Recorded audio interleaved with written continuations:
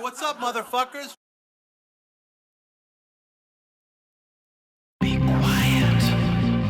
Unknown from outer space. Destination blackout. 1, 2, 3, 4.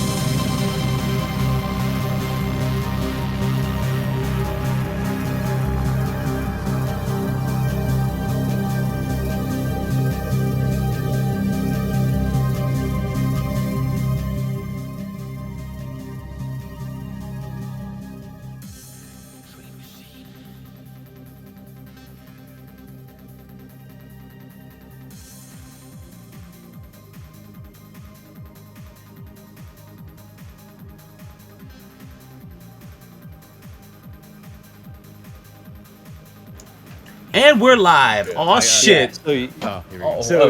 Armin, Thanks for interrupting us. I'm so sorry. All I gotta say is, What's up, motherfuckers?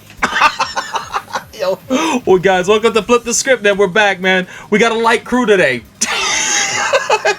skeleton crew. We got the Pepsi. We got the Diet Pepsi of crews today here on the show. This means it's going to be a lot more intimate show here. Yes, indeed. Far more intimate. But I'm Sober Ryu with ShinStation Podcasting, and with me tonight is none other than The Wonder. How you doing, sir? I'm good, man. Happy to be here. Bring on the hate and Woo. the angst. Let's See? do this. That's up over here. We're here for all the bows. Also, shout outs to our next panelist here, Dr. Encyclopedia Black, who's actually live at my house. He's been staying with me since the end of September. Yes. Yes. Yeah. You may have to raise your voice a little bit. And actually, you don't have to. I can raise you up. All right, I should have you now. Let's see here. Go ahead and say something. Ricky Tiki Tiki. All right, cool. You coming through good. But what's going on with you, sir?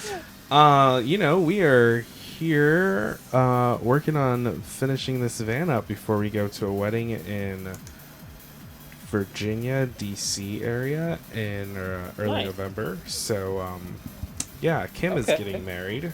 Yeah, tell Kim Possible I said hi. Kim Yes.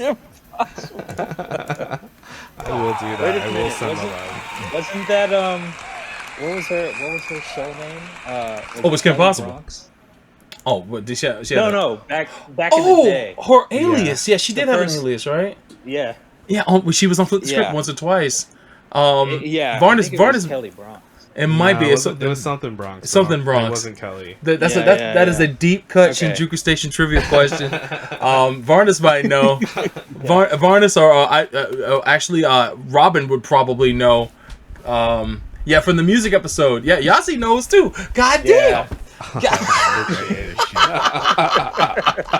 I just remember she was on the show. I don't remember shit else. I pulled that out. There. Hey, that was good. It's good shit. But congratulations to her. That's really awesome. She's getting married, man. That's what's up, I'm man. real excited for her. Absolutely. That is the talk. Definitely.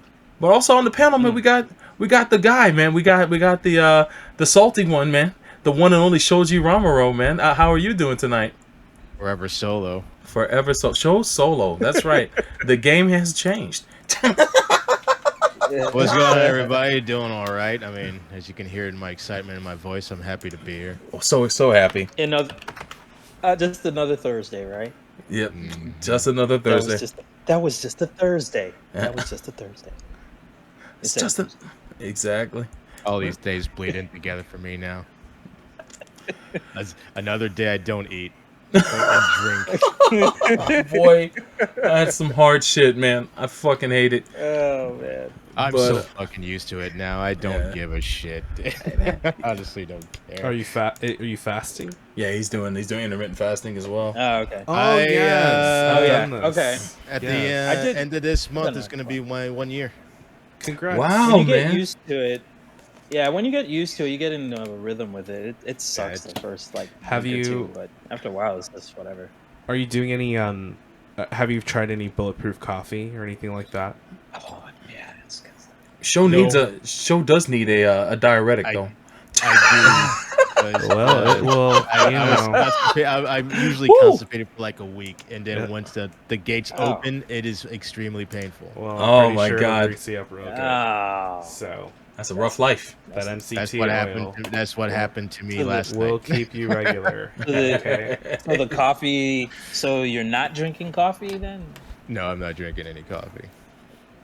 Yeah, we You probably could drink some coffee. we're usually the ones that Black. supply show with coffee most times, but yeah, we haven't been able to see each other as frequently as before. So, which is funny because every day I make fucking mad coffee for myself, Dr. Encyclopedia Black, and his loved one.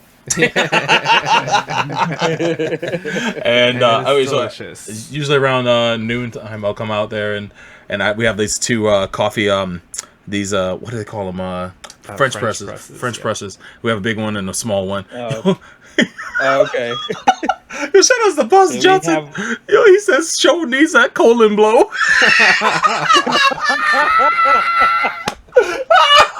Need something.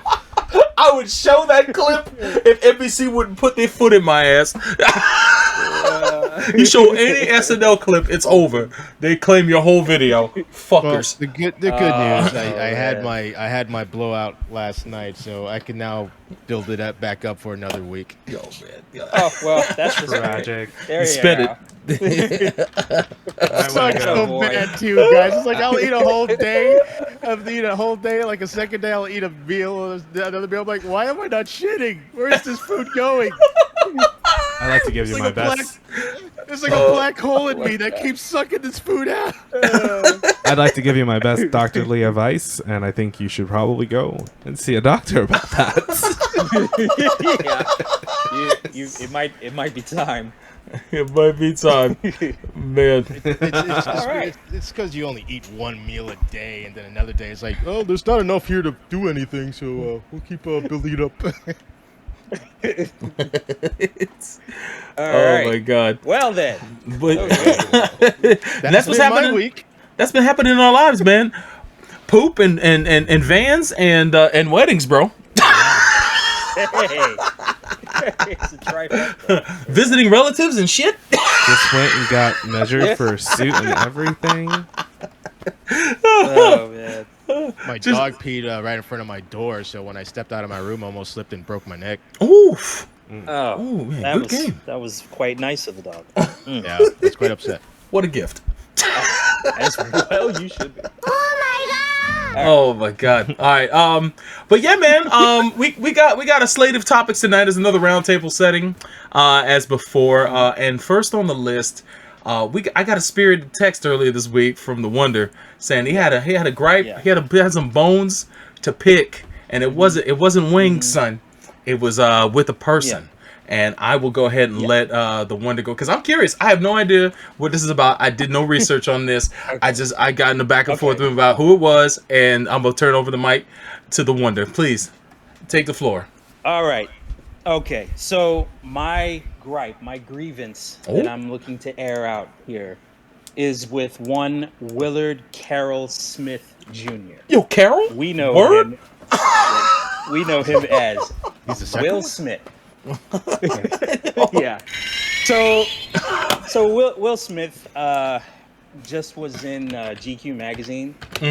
I guess for the last couple of weeks. So he's doing an interview and everything. And what kind of got me going was the mention of his chance to have been, or he was approached by Quentin Tarantino to be in Django. Yeah, man. I remember that. He turned it down. Yep. But in the interview, he says he says, well, I didn't really want to be in a slave movie. Like, he made all of these different explanations, all these different excuses. So at first it was like, I didn't want to do a slave movie. And then he said something to the effect of, well, I wanted to represent Black excellence in my films and stand side by side with my white counterparts, Right. and everything. And so interesting, because it was just like he said something else to the effect like, oh, you know, I always wanted to be a superhero in my movies. Right. And I'm like, wait, well, hold the fuck on. So, as we know, Jamie Foxx ended up being Django, but Oh yeah, absolutely. I found out. So I'm gonna do a deep dive here. Might get a little geeky and everything, but Sure. Here's what I found out. Here we go. So Quentin Tarantino actually went to New York and visited for a weekend with Will Smith while he was filming Men in Black 3. Right. And so they spent the whole weekend together kind of talking through things. Now, we know Quentin. Quentin has, his fingerprints are all over everything. Oh, of course. And he had a very clear vision of what he wants in his movies. And so the way that everything is being described, it's that Will Smith was trying to find a way to be like the major headliner in this movie, which Quentin doesn't do that very often. Most of his movies are ensemble films, ensemble casts, with probably the exception of like maybe Jackie Brown and the Kill Bill movies. Right. Outside, and there's a still ensemble cast, but they have a very clear lead character in those movies. And Django is no different. Like, you know, Christoph Waltz won an Oscar, but he wasn't the lead. He won the Oscar for supporting actor. Yeah. Exactly. So it just comes out where it just comes off as Will wanted to just, he even said, you know, there's this whole thing of him wanting to be the lead. So we could veer into different direction stuff, like the whole Scientologist, Tom Cruise, Will Smith, lead actor, have to save the world in every movie shit. But for me, at least with Tom Cruise, like we all accept that Tom Cruise is a psychopath, and we kind of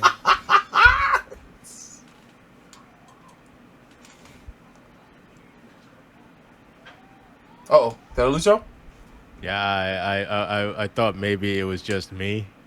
But I don't hear him anymore. The Wonder, come in. I think Will Smith is listening. Will Smith cut him off. No, Oh, shit. I think it was when he started talking about Tom Cruise. Tom Cruise is the one you don't talk bad shit Yo, about. Tom don't put up with that shit. Tom will find you. Yo, the Wonder, back out, come back in. Back out, come back in. I don't know if you can hear our voice. Apologize to Tom Cruise. Oh no, Scientology shut down the Wonder. Yo, shout out to Yazzie. Yo, it's a wrap. Why? He's probably talking right now. Don't even know. Let me hit him up. This is why I don't talk shit about Tom Cruise. I love his movies. He's a crazy motherfucker, but you can't deny he's been in a lot of good fucking movies. He has, man. Like shit. And even he turned down some great roles like fucking Iron Man. He could have been Tony Stark. Oh, thank God he turned that down. Yeah, man. Damn, all of a sudden, it's always when people are talking that then their mic cuts out, man. It's fine all before the show. Everything's great. Then shit just pops off, man. God damn. Oh, hey. Okay, there you go. Uh-oh. what? I don't know. Your mic went completely silent.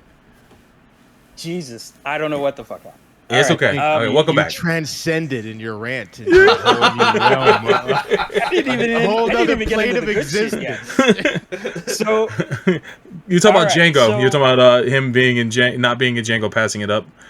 We said about Christoph Waltz. Tom Cruise. Tom Cruise. So You're he wrong. Tom tried- Cruise. He tried to say, okay, I kind of went off on a tangent, but he tried to basically say that, you know, he said he wanted Django to be a love story, and he didn't believe that, you know, when a slave movie the solution should be revenge, and he it to be like the greatest love story of all time, which makes no sense to me. Mhm. But okay, so I'm gonna kind of circle back around here when it comes to the whole thing with like the slavery, him turning down a slavery movie and this and that. But going back to the superhero thing, he said he wanted to be a superhero, right?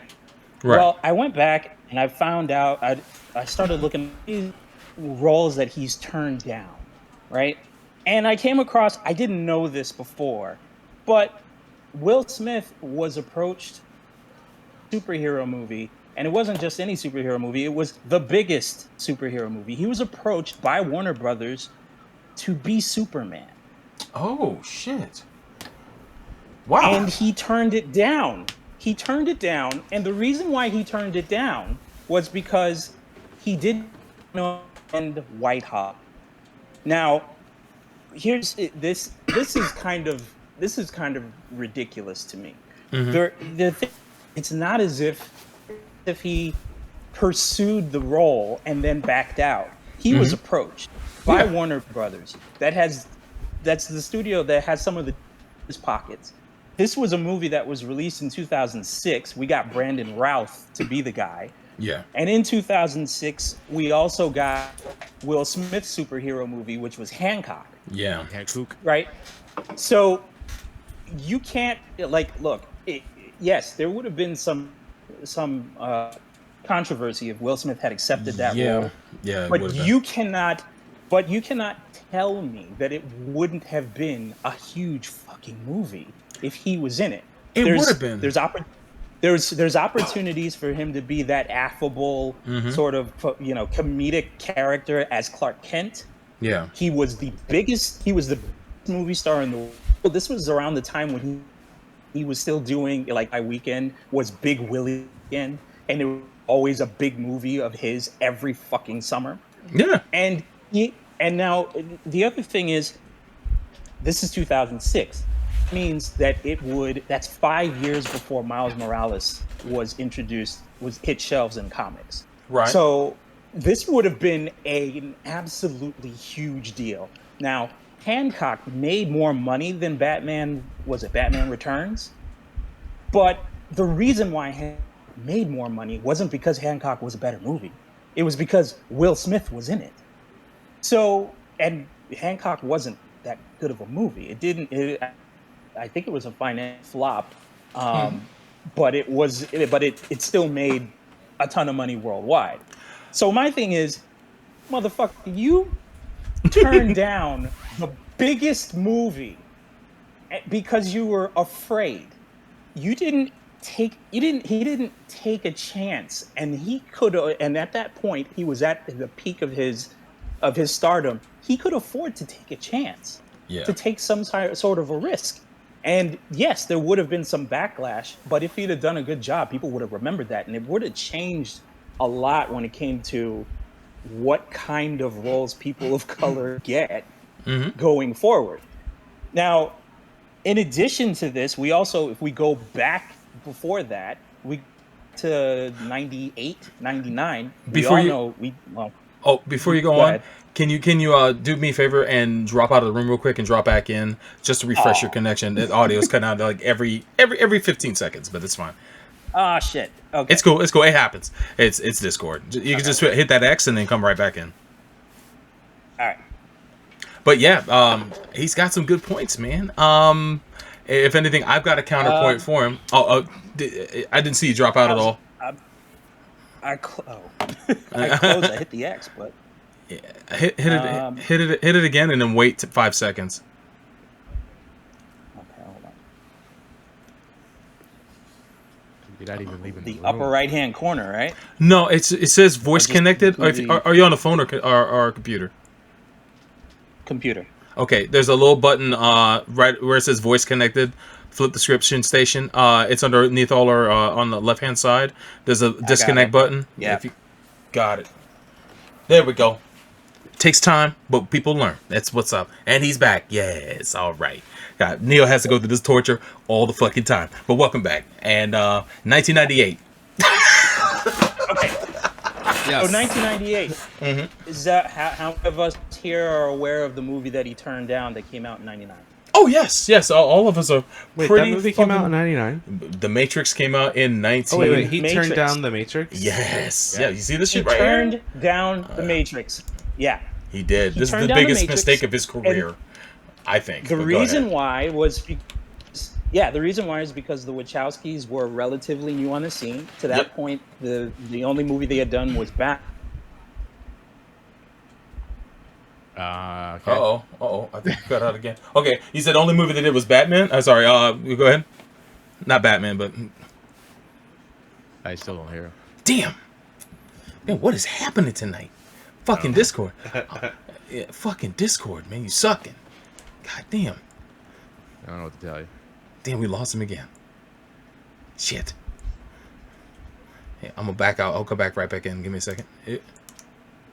I mean, I was gonna say, I can't really blame Will Smith too much on The Matrix because can you imagine like being this big actor and then being pitched that movie? That movie sounded ridiculous.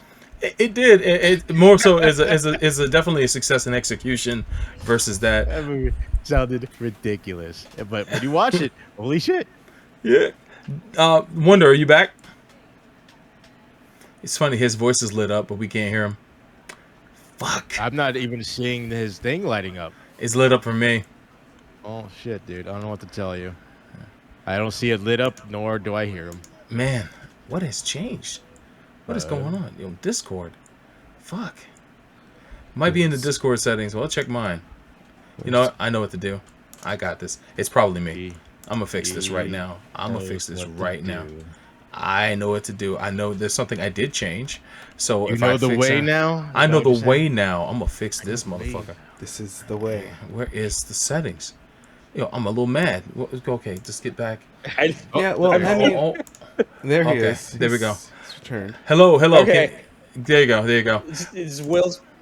Does Will's people just not want me to finish this? I know, right? Yes. Oh, Holy man, shit! damn, But they dude. throwing a chaff grenade in your fucking waist. This is the most pregnant pause of a lifetime. You are Okay. pissing off the wrong people, man. Jesus. I Okay. should have flipped the script. So the Matrix. Go ahead. Okay. So he turned that shit down. We all know that was a mistake and everything. And once again, he probably could have avoided to take a risk. But by the time 2000s came around, he had so much leeway. He could have Yeah. absolutely been Superman, right? One of So, the biggest stars started in the looking at- entire world, man. One of the most bankable stars at that and- time. And he has the range too. So he could be goofy, but he can be serious. He could do the one-liners. It's just, and not only that, but he's taken on roles that were originally roles that were white characters or were very famous white stars. Right. So like he did I Am Legend, which was Omega Man. Yeah. And that was Charlton Heston. In the original, yeah. Fine. I know it was originally based on a book, but regardless, that was fine. Now, and then there was also most recently there was when he was the genie in the live action Aladdin. So he went after Robin Williams and everything, and that was one of the most beloved characters. Yeah. So, and I think he handled that fairly well. So it's not like it's interesting when it comes to this whole thing of him needing to be this invincible, perfect character for everybody. But I just think I just was really, really annoyed by that shit. And there's the other interesting thing that I've found, and I'll wrap this up here. This will be the last part. Mm-hmm. Okay, going back to the slavery thing. I don't know if you guys know, but he's currently doing a movie called Emancipation, where, boy. surprise, surprise, he's playing a runaway slave. Of course. That, which it's based off of this picture from the 1800s of a slave that had his back completely destroyed from all the whippings that he's taken. Does Yikes. he become a superhero? Yeah, well, I find this funny that the character runs away, joins the Union Army, and decides to fight in the Civil War. Well, isn't that revenge? Yeah, I would say so. It's wanting to. I mean, it's also fighting for a greater It's- purpose as well. But yeah, I'm sure he wants to shoot the Sure. shit out of some But slave that's- masters. Yes. You can't tell me that shit's not personal. Now, it's revenge. Probably the most personal. It's also Denzel Washington's character from Glory, Yeah, yeah. and Emancipation's being directed by Antoine Fuqua, who did Training Day, both The Equalizers and The Magnificent Seven. Which also featured. So some of it's the movies like, featured what do- Denzel. Yeah. Denzel. So what are we doing here? We want black excellence, so we're just taking full pages out of the Denzel Washington book now? Like, what kind of shit? Like, and it's, I don't know. It's just really, really frustrating because the guy has not taken major risks his entire career, and I think he could have afforded to do it more than anybody else. And I just kind of feel like at this point there's been some steps that he's taken in his career that's kind of cowardly, and here he is trying to pass everything off like, oh, I had this great plan and everything, and it's kind of like, nah, man, you pretty much have been just gone whichever way the wind took you, not necessarily like actually standing for anything, or at least that's how I look at it. So, all right, 20 minutes later, finally got it out. Thanks for listening. Good thoughts. I know Dr. Encyclopedia Black has had some things he's wanted to say. Would you want to contribute to that? I find it's just That's the Hollywood Insider. When you start thinking about the where a person is mentally versus like your expectations for them. You know what I mean? Like what journey they are on career wise and why they're making those decisions. I mean, it's interesting. Like this, when you started talking about the Superman, I thought it was all about Superman, but it wasn't. Yeah. And right. But when you're speaking on that, I was just like, well, you know, you could like Brandon Routh. I really love him. He's amazing. Period. End of discussion. Yeah. It was not a knock against Brandon Routh at all. It until recently with the whole CW, like doing the whole crossovers and paying homage to all these different universes, if you will, from all the cinema they've created and TV and movies and whatever. He's come back for sure, right? Like he's on the up and up. Brandon Routh. After that film, but okay. I don't know. I don't know if Superman would have been. You can like. There is obviously a black Superman, so like I could see if it was that story. And I'd love to see that story. Sure. Been our friend Will Smith. Well, you're gonna have to settle with Michael. Do you think he would have settled for playing an alternate version of Superman rather than just playing Clark Kent? You know what I mean? Right. Like, sure. Makes me wonder. I don't know. Especially The Matrix. I honestly, how do you read The Matrix and not just go, "Holy shit, this is amazing. I want to make this film." Sure, the concept but I mean, there's no way you didn't read that and go, "Oh my god, this is life-changing. Wow. We need to make this project." Right. You know? Right. So, like, that's crazy. I mean, some of the other films, you were just going through them up here. Oh, yeah, absolutely. Like Boys in the Hood, he passed on, which is early in his career, like when he was still on the sitcom. Yeah, and then I see Rush Hour here, and I'm like, that's probably way too close to Bad Boys. Yeah. Bad Boys. You know right. what I mean? Which makes Are you guys looking at the Screen Rant article? Yeah, we sure are. We sure are. Yeah. He passed on Snake Eyes, which I think was a smart choice. That movie's Snake Eyes was bad. Yeah, that was a bad choice. Was The Matrix, of course. Osmosis Jones, though, I guess it was a hit, but I think it's more suited for that was Chris Rock, right? That's Chris Rock. Yeah. I think he already did a similar movie after this, which is that other fish movie. That fish. Do you recall what it was? He played a fish detective or some shit. I forget what it was too. Shark Fishtail? Yeah, Shark Tail or Fishtail or something like that. Yeah, Shark Tail. Yeah. Shark Tail. And The Christina Aguilera car So- wash song. 'Cause I love that song. Okay. yeah, Alright. he passed up on the Wonder's favorite movie, K-Pax. Oh God. Yo, I think I got the answer right in a game of Seen It. oh yeah, that's right. Oh That's my where I God. remember. I haven't played C Yeah. in a million years. Neither have I. I've been dying to play it as of recently, but yo, I didn't know he passed up on K-Pax. It's kind of nuts, but yeah, man. Yeah. I'll tell you. I can defend him not taking Superman because I've seen the blowback. Mm-hmm. Anytime a black actor has been optioned for Superman, especially Michael B. Jordan recently, where before they clarified he's going to be playing an otherworld Superman, the news was reporting it as if he was going to be playing Clark Kent Superman, and people freaked the fuck out, as they do probably more so now than they did before. And there's been backlash and people threatening lives and all that shit. And Superman is such an institution for someone who is of a different race to play him. Although to me, Superman is an alien, so it can be open to interpretation for anyone as far as I'm concerned. But has it been confirmed if I don't know for sure, so I'm asking this question. Is Dean Cain multiracial? I don't know actually, but I always thought he was like a Caucasian and Asian. I thought he was. right. So Probably very easy to find out. Yeah, I'll find out. Hashtag Keep going. Yeah, keep I'm going. just not looking. And Google. I'm just not looking right now. But if that's the case, I mean, Clark lasted how many seasons? So Oh, good question. I get that. Look, I get that there's going to be blowback, and Superman is absolutely an institution, and I know people go crazy about Superman. However, given when somebody has a certain level of clout or a certain level of credibility,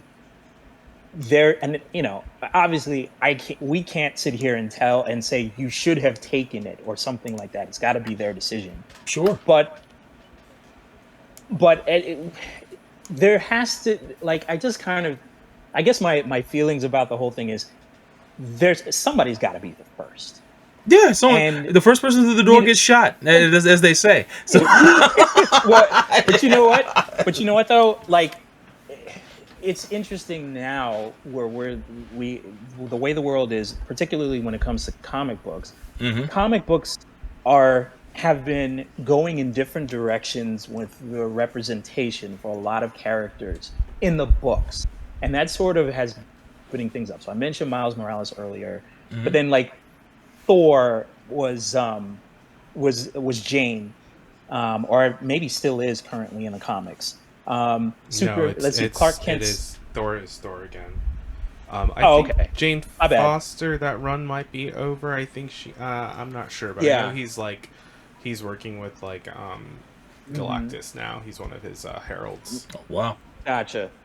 Who's Captain Marvel now? Captain Marvel is it's a woman of color. Okay.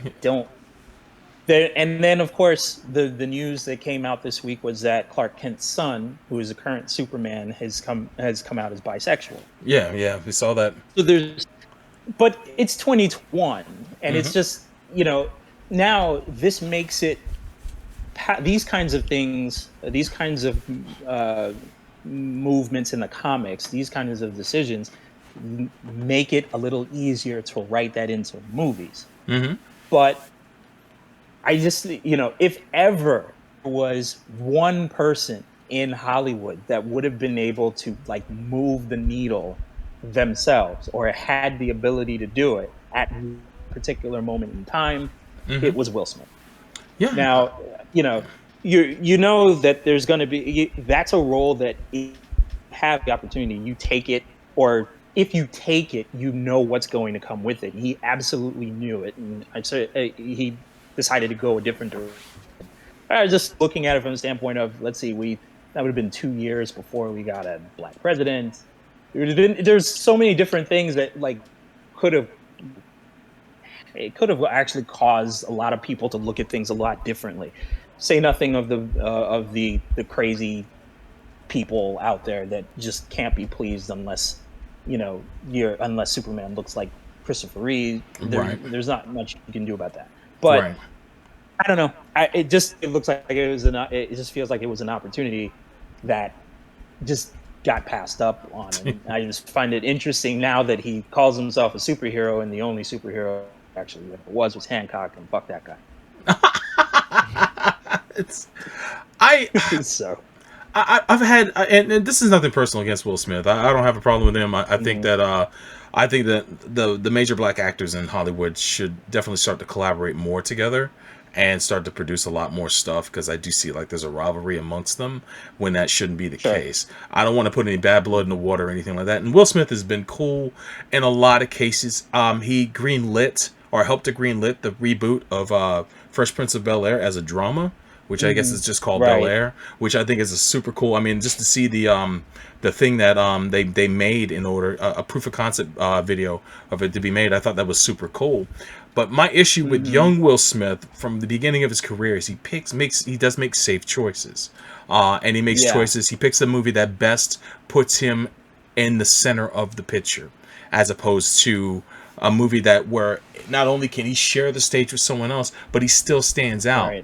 He doesn't take risky choices. He didn't take risky choices, and that is evident with The Matrix. But as Sho had mentioned, The Matrix was a huge gamble because it was two visionary directors that hadn't proven themselves yet. It wouldn't be until The Matrix where that is. And I think that Keanu Reeves is a much more experimental type of guy, and he's not interested in making blockbusters. Absolutely. He's interested in making dope-ass movies. And so for Keanu Reeves, for him, it wasn't that much of a risk, because unlike Will Smith, Keanu Reeves can have a fucked up movie and have another shot at a better movie, while Will Smith, a fucked up movie could have tanked his career way back in 1999. I think he ruins black actors don't get the breaks. Black actors don't get the breaks that white actors do, or actors of other ones. What were you saying, Doctor? If he ruined Superman, it would have been done. Okay. And that was a lame movie, now, to be honest with you, in retrospect. Let's be real. What happened is that it wasn't a good Superman movie. Nobody really knew who Brandon Routh was. And it was just kind of like, meh. And it wasn't like it was terrible. But had it been Will Smith who had done it, that exact same film, if you were to just put him in place of it, no matter his charm, I mean, like, it just wasn't like... I don't know. It's like every time the difference between Marvel and DC is I feel like Marvel captures what I've either watched in cartoon format or read in the comics in some format. You know what I mean? Yeah. And like other than like what Christopher Reeves did, Christopher Reeves really was like that old school comic book representation of what Superman was, and it's just like if you're not gonna capture the modern version of it, and they really tried to redo Christopher Reeves with Brandon Routh, which was their first mess up. You know what I mean? Like giving us that, like Britain rehashing that. We've had that. We always want to see when we go to the movies. We want to see the needle get pushed. We're not trying to rehash some shit. We can watch that at home. Right. You know what I mean? Like so. I think if I may, a couple of things. One is Will Smith. All right.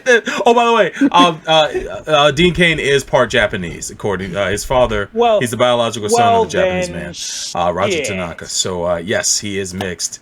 Show. Things you wanted to say, because I've got a few more things to say, but I don't want to completely block you out. So any thoughts on this at all? Oh, I get to talk. I forget what I would even say. Welcome back. What's that? I would totally forgot what I would even say. No worries. I guess if I were to say anything, I don't blame Will Smith for passing up on Superman, because I mean, sorry to say this, but when you cast the role of Superman, actors don't really have a chance to play with it. They can't do shit with it. They're going to have to play the way that Superman is. He's like fucking cookie cutter. Every actor, doesn't matter what color or race, they all play him the fucking same. Yeah. Am I wrong?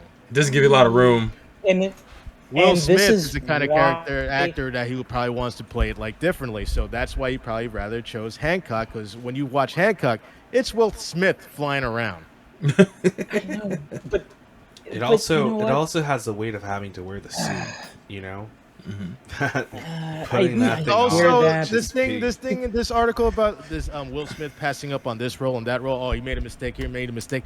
That is a story old as fucking time. He's not the It's only fucking hindsight's actor that 2020. always fucking passed the ball in these roles. So Absolutely. the way I see it, get if this actor passed this role, that's fine. That gave a chance for another actor to do that role, and fucking Keanu killed it in The Matrix. He did. Yeah, He and did. It's also, I feel like, being presented to you in a very nostalgic kind of way, where it's like, he could have been in this film, this great film, but like you have to also think of it. How was it pitched to him? You know what I mean?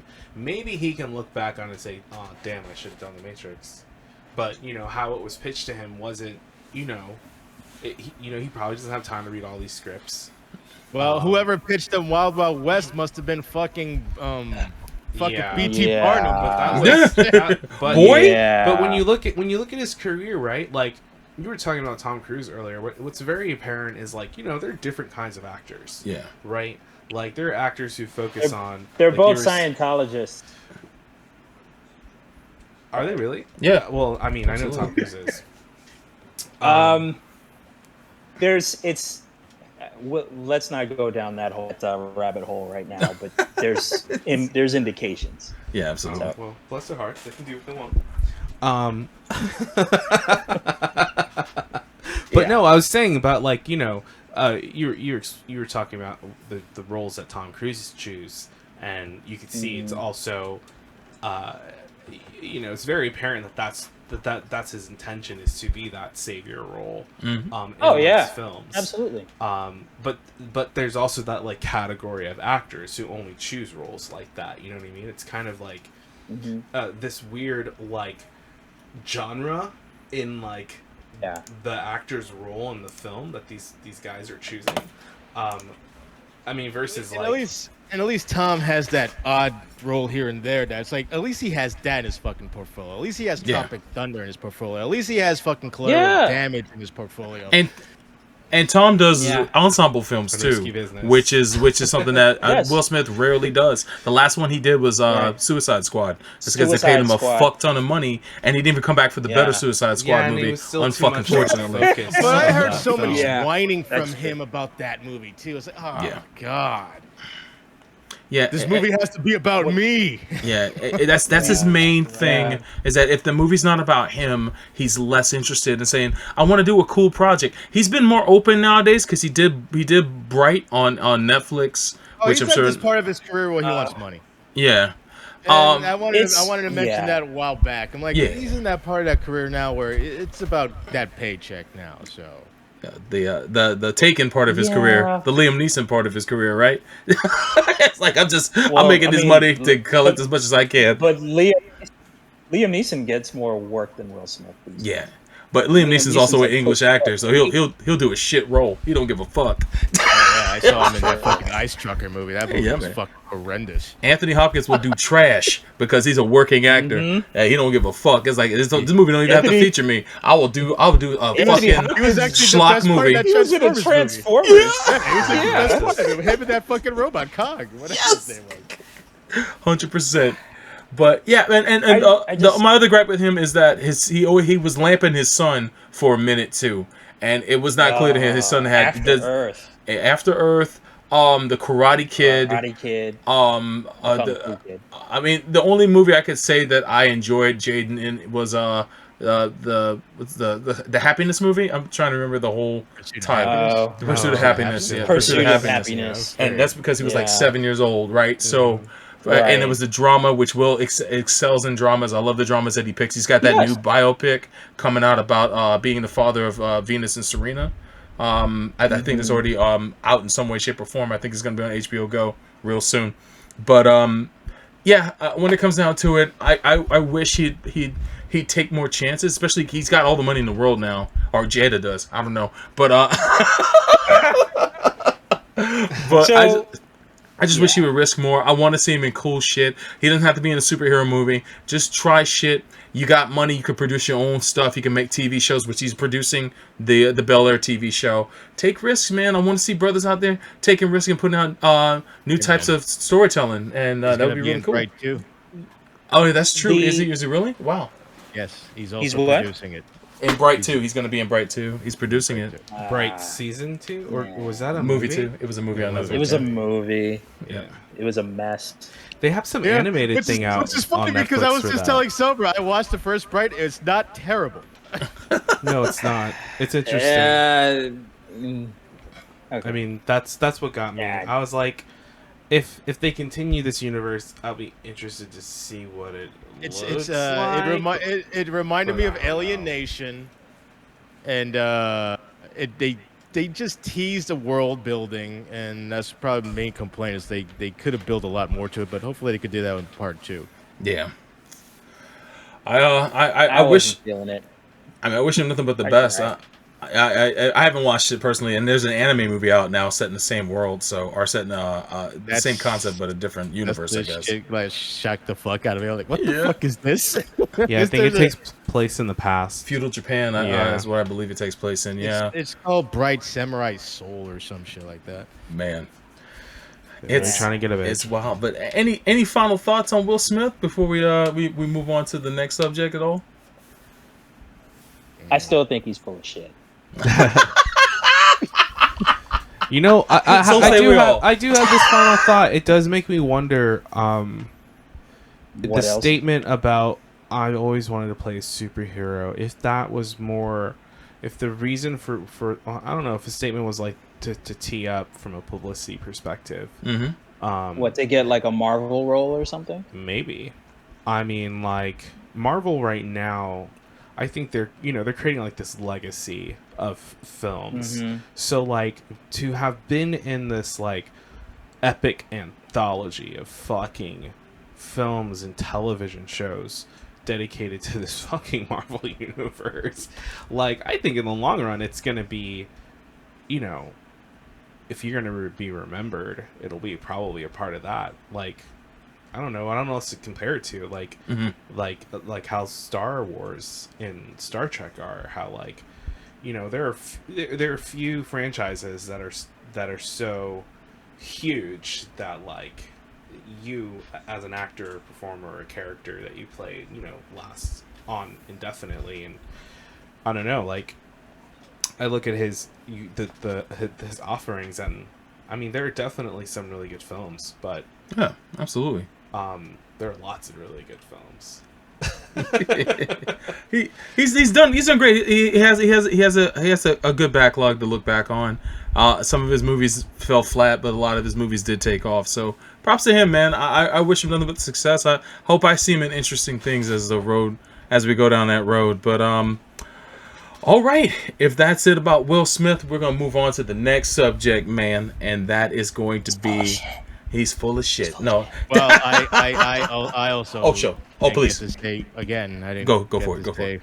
Go for it. Will Smith seems to be to me one of those actors where I never really went to see the movie for him. It's just whatever movie looked interesting, he just happened to be in it.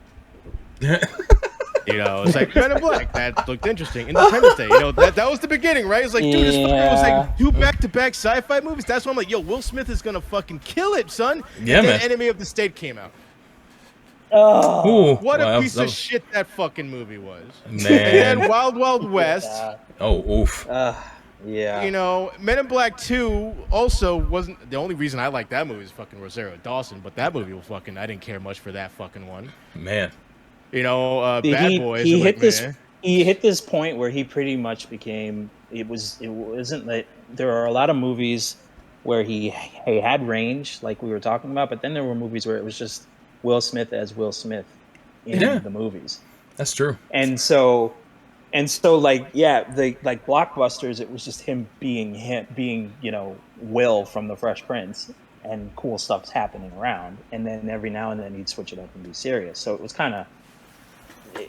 it was one or the other. Well, yeah, he's now So- Meryl Streep. Who is though?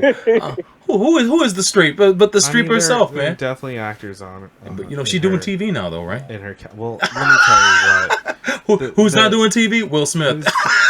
Well, He's doing Netflix, though, that's so not true at all. that's one He step is- away. He is Yeah. doing TV. He's definitely doing TV, but he's doing it his way. I don't think he wants to go back to TV to act. So he's been doing lots of Like I know I've seen a trailer for some exploratory show that he's on now, where he's traveling around and doing different experiences, and then he had some show on, I can't remember the title of it. One Strange Rock, that's what it was, and it was basically like like a science show about the Earth and all the incredible things about the planet and whatnot. Yeah. So he's definitely doing a theme there of like educational kind of sciencey shows. True. Will, Sure. Look, go ahead and finish your thought. Will is weird, all right? You give us Bright, and then you do Aladdin, and then you do Gemini Man. It's whatever. Oh, I can't watch that. I saw the trailer. That is hot Saw enough. Here, Did watch you it. actually watch that? I haven't seen it. I tried. I really did. What would you say fundamentally was your biggest problem with it? The problem with the movie was old Will Smith was still too perfect versus younger Will Smith. And there wasn't as much, like, it'd be one thing if it was like he had lost a step and he was like he had to use like his experience and cunning over, like his physical gifts because he didn't have them anymore. But it became this kind of thing where it was just Will Smith versus Will Smith. And there wasn't that edge to it. So it felt boring. It wasn't very compelling. I heard it was really boring. Yeah. I mean, that's sad. Don't worry, man. He'll bounce back with Bad Boys 4 and Bright 2. Well, guys, you guys are all bigger cinemaphiles than me, so I just appreciate you guys entertaining my wild rants on this evening. Hey, you had to get it out, man. That's what's up. But, I did. Will has bigger problems right now, okay? Show anything else you wanted to add before we move on to Metroid? Tom Cruise is still awesome. There you go. And for God's sakes, keep your mask on. Or he'll kill you. He'll fuck you up. He'll fuck you up, man. I will I will massacre you. Yeah, I will fuck you up. You out here fucking with my money is what you're doing, okay? If I see it again, you're gone. Yeah. I don't get paid That shit was if this so show. great. Yo, Les don't Grossman get is for paid. real. Shit still shut down because someone got COVID. It's fucking fucked up. Wow. Oh my God. That's some fuck shit. Jesus Christ. All right. Well, next up, a little game has dropped that has taken the internet by storm.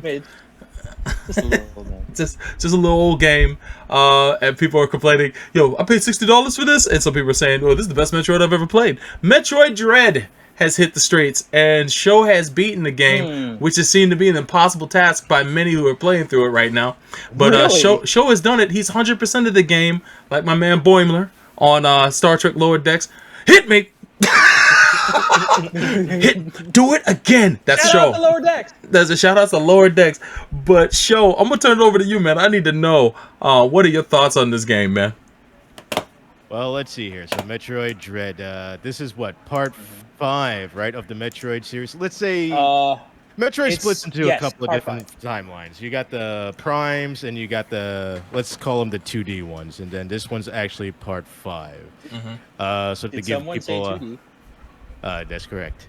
So just to give people a quick history lesson here. So obviously the first Metroid was on the NES. The second Metroid, Metroid 2, which was on the Game Boy. That's the one Metroid I never played because I never had a fucking Game Boy. So fucking sue me. I'm sorry. I'm not fucking rich like some motherfuckers, like fucking Sobro. Rich? These guys. I sense hostility. I mowed lawns. And then Metroid 3 being the one on the Super Nintendo. So those we remember coming. We could kind of remember those coming in succession, at least in my life. I'm like, hey, Metroid 1, 2, and 3, right? And then it was a long fucking time until we got 4, which was Fusion. And then someone might have to correct me, let me know the details of the timeline, but was it 20 years? What's the difference between Fusion to fucking Dread? I beat it, but I played it so long ago, I can't remember. Point is, it was so long between these two games. So the fact that Nintendo first announced Prime 4 years ago for the Switch, we're waiting to see more news about that. But then Nintendo's like, oh, let's show you fucking Dread instead. And we're like, okay, all right. This came out of fucking nowhere.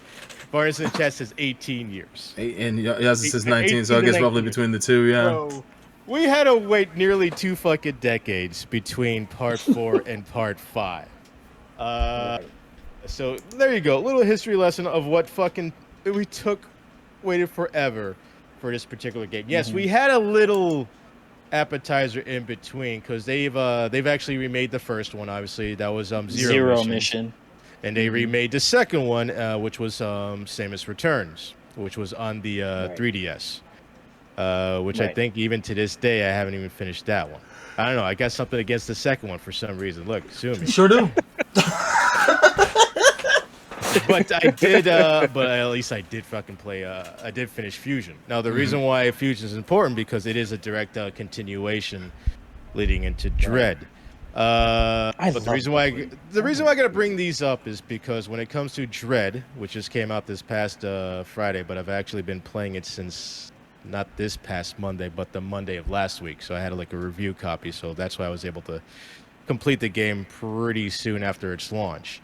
Now the reason why I bring these game up is because with Dread they brought over the mechanic from the 3DS one, Samus Returns, the whole counter as being shown in the stream. That whole counter mechanic is back. Okay.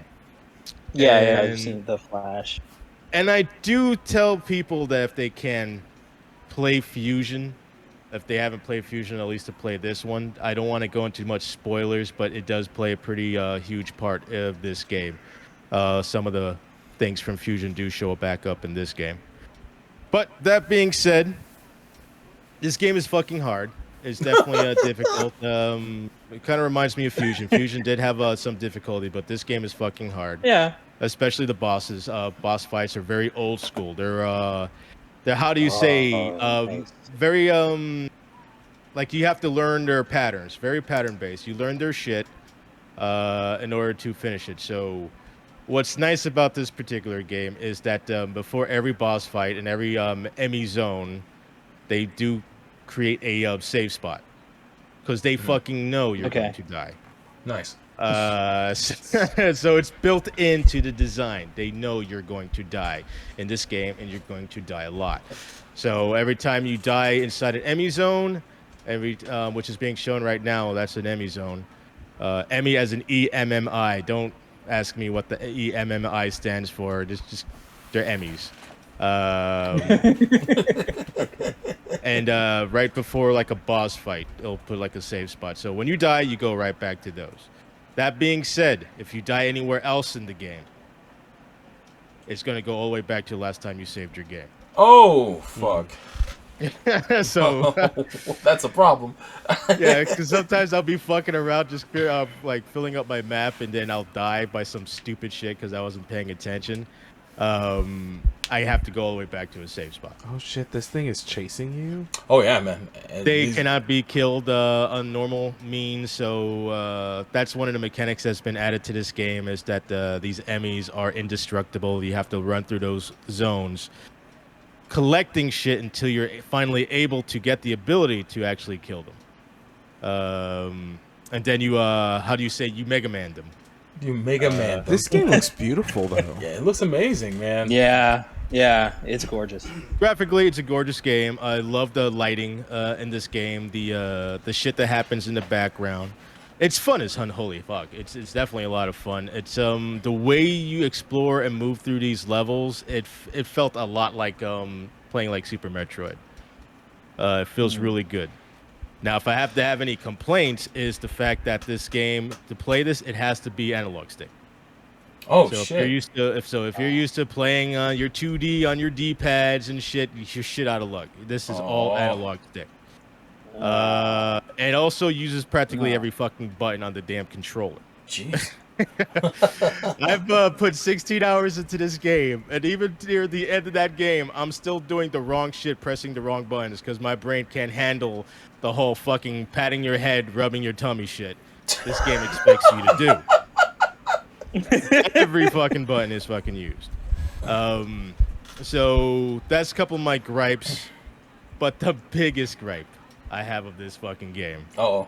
It's got to be some of these boss fights have QTEs, and you have no fucking idea when, if and when they're gonna happen. Oh. Imagine playing okay. God of War. Imagine playing God of War, and the fucking controller prompts don't show up. That's insane. Oh. Wow. Well, Another one that reminds me of if anyone So- ever played Dawn of Sorrow. If you fuck up when you're drawing the little symbols, Yeah. you fuck up and then you have Oh. to Yeah, redo yeah, the boss. yeah. Like parts of- No. that happens in this game. Jesus H Christ. So some of the boss fights, because you get so enamored, you get so sucked in by the fucking cinematics and the graphics, right? You're looking at this shit. Wow, this looks so cool. You're not even realizing there's a flash of light on the screen. I'm like, oh shit, I was supposed to count. so And then when you do So how- counter, you don't realize you're actually supposed to still be attacking. Like you're still supposed to be shooting like your shooting button. I'm like, you don't know this shit. So it's a lot Okay, of trial. so- This game has a lot of trial and error. This game trolls the So- fuck out of you, but all Metroid games do. yeah, so it sounds like this game went out of its way to not only just not hold your hand, but like stay as far away as possible. Like from what you're describing, it's almost like The boss fights. Most definitely. Yeah, believe it or in not, the in boss fight- believe it or not, in the exploration, it is. Chalk it up, I guess, as game design, level design. It I don't want to say it's linear, but they kind of do hand feed you the direction you need to be going. okay, So it's not okay, you can still get lost. Mhm. But if you know how to read the signs, you know where you need to go. But the Okay. game still gives you the freedom to explore. But if you need to go to a certain place to progress the story, it kind of does lead you where you need to go, as long as you read the Okay. signs. That being said, yes, I got stuck a couple times because I didn't read the signs. I just wanted to fucking explore. But and when you end up being sucked into the exploration, you kind of forget, oh, where the fuck was I supposed to be going? Type thing. They said Dread's not as linear as Fusion. Fusion, they fucking tell you exactly where you need to go. The map will fucking. You need Yeah. to go here. Hold your hand. Dread yeah, that Dread I remember. doesn't do that, but it's because the way they designed the levels, it's really easy to know where you need to go. Meaning, like an example, like you go one certain way, you're forced to go one route until you can break open something, and then you're forced to continue going. But guess what? You can't backtrack anymore because you have to keep on progressing in order to get an item in order to be able to backtrack. You know what I mean? They sometimes will close the path behind you, so they're forcing you to go a certain direction. So that's how it is with Dread. But other than really the control issues, like I said, there'll be a lot of, oh god, there's been a lot of times in this game that I'm trying to go one direction, but because I'm so shitty with the analog stick, I'm one of those people that I have like an extremely hard fucking time pressing straight right on an analog stick. You know what I mean? Wow, Sometimes I'm good I'll at be that. pressing. Sometimes Yeah, I'll be like yeah, in an yeah. angle, like I'm pressing down and right. I'm like, why can't my fucking Right. ass go straight right? Also, the stick might be fucked too, because they make these sticks out of fucking paper mache nowadays. Well, I don't have that much of a drift issue, but I definitely do have a wireless interference issue with my controller. There's a lot of times I'll be playing. It has happened with Metroid. It's happened with Tetris. It's happened with other games where my character continues going right when I'm not even pressing to the right. Jesus. And it's not a drift thing. Oh, It's just God. straight up fucking interference. Or it's like they're fucking moving on its own. Like she's full on sprinting. It's not like drifting where it's just slowly moving. She is full on fucking still sprinting and like base jumping and rolling to a direction. I'm like, Samus, girl, what the fuck are you doing? She's out of control. Because I've always joked around that Samus is a masochist. Oh yeah, absolutely. Because whenever she dies in these games, she does the Samus orgasm. Oh wow. Yeah. Yeah, You know what we're I'm aware. talking about? Yes. I do. It's like Gush. She gets that orgasm, and it's like, and that happens a lot in this game, especially against the bosses. You think you're doing fine, and then all of a sudden you fucking just have an orgasm. Like, okay, girl. Jesus. But I felt the game had. Go. It's Samus. It's nothing new. And like I mentioned, this the trolling is back. Metroid has always trolled you. Hey, there's an item I can get, and then when you try to go for it, you fall through a pitfall block. You fall through a fall. Yep. That shit's all in this game. This game is it's fucking fun as hell, man. It is damn near up. It is damn near up there with like Super Metroid. I'm already going through the fucking game again on hard mode. Is this is on the Wii, right? It's on the Switch, and I have it. So if you want to play it, it's right the fuck on here. Wait! You have to play it on small screen. And no, you can play it on the TV screen. I have a Switch dock on the living room, so there you go. The Great One bought it a few days ago. I don't know if he started. That's awesome. I haven't started playing it at all yet. I want to though. How about the story? Like overall, was that enjoyable, and was it as did it feel like a continuation of the overall Metroid series story-wise? Yeah, I mean, as soon as you start the game, it's going to give you like a little recap of Fusion, because that's the unfortunate thing about Nintendo. They're not. If you only have a Switch, they're not. You don't have any fucking way of playing Fusion. So what is like the general story of Metroid? I've never really fully understood. I'm gonna refrain pulling a Soul Bro and giving my head cannon like a cannon. Word? Is that how it is? Fuck up. Yo. But the story you need to know from this particular game is what carried over from Fusion. Or what happened in Fusion, Samus goes into a planet where she gets attacked by an X-parasite, which fused to her suit, which is almost killed her. But the scientist made it like fuse together where she like, I guess they put the DNA of Metroids in her. So she got the DNA of Metroids and like Parasite X in her. The thing is, even from the original Metroid, if you read the instruction manual, it points out that what made her suit unique was the ability to absorb energy. Huh. Yeah. So when you played the original Metroid, when the enemies died and they dropped those little purple circles, you were actually picking up their energy, and that's what made her suit unique. Even from the very first Metroid, I'm like, well, isn't that what a Metroid does? Yeah. Right. Suck up energy. So she's pretty much, from that storyline, as far as she knows, all the Parasite X's. At this point, all the Metroids are dead. All the Parasite X's are dead. That's why Metroid Prime takes place between 1 and 2, because Metroids still exist. Metroid 2 is supposed to... that whole game is her killing all the Metroids. You hunting them down.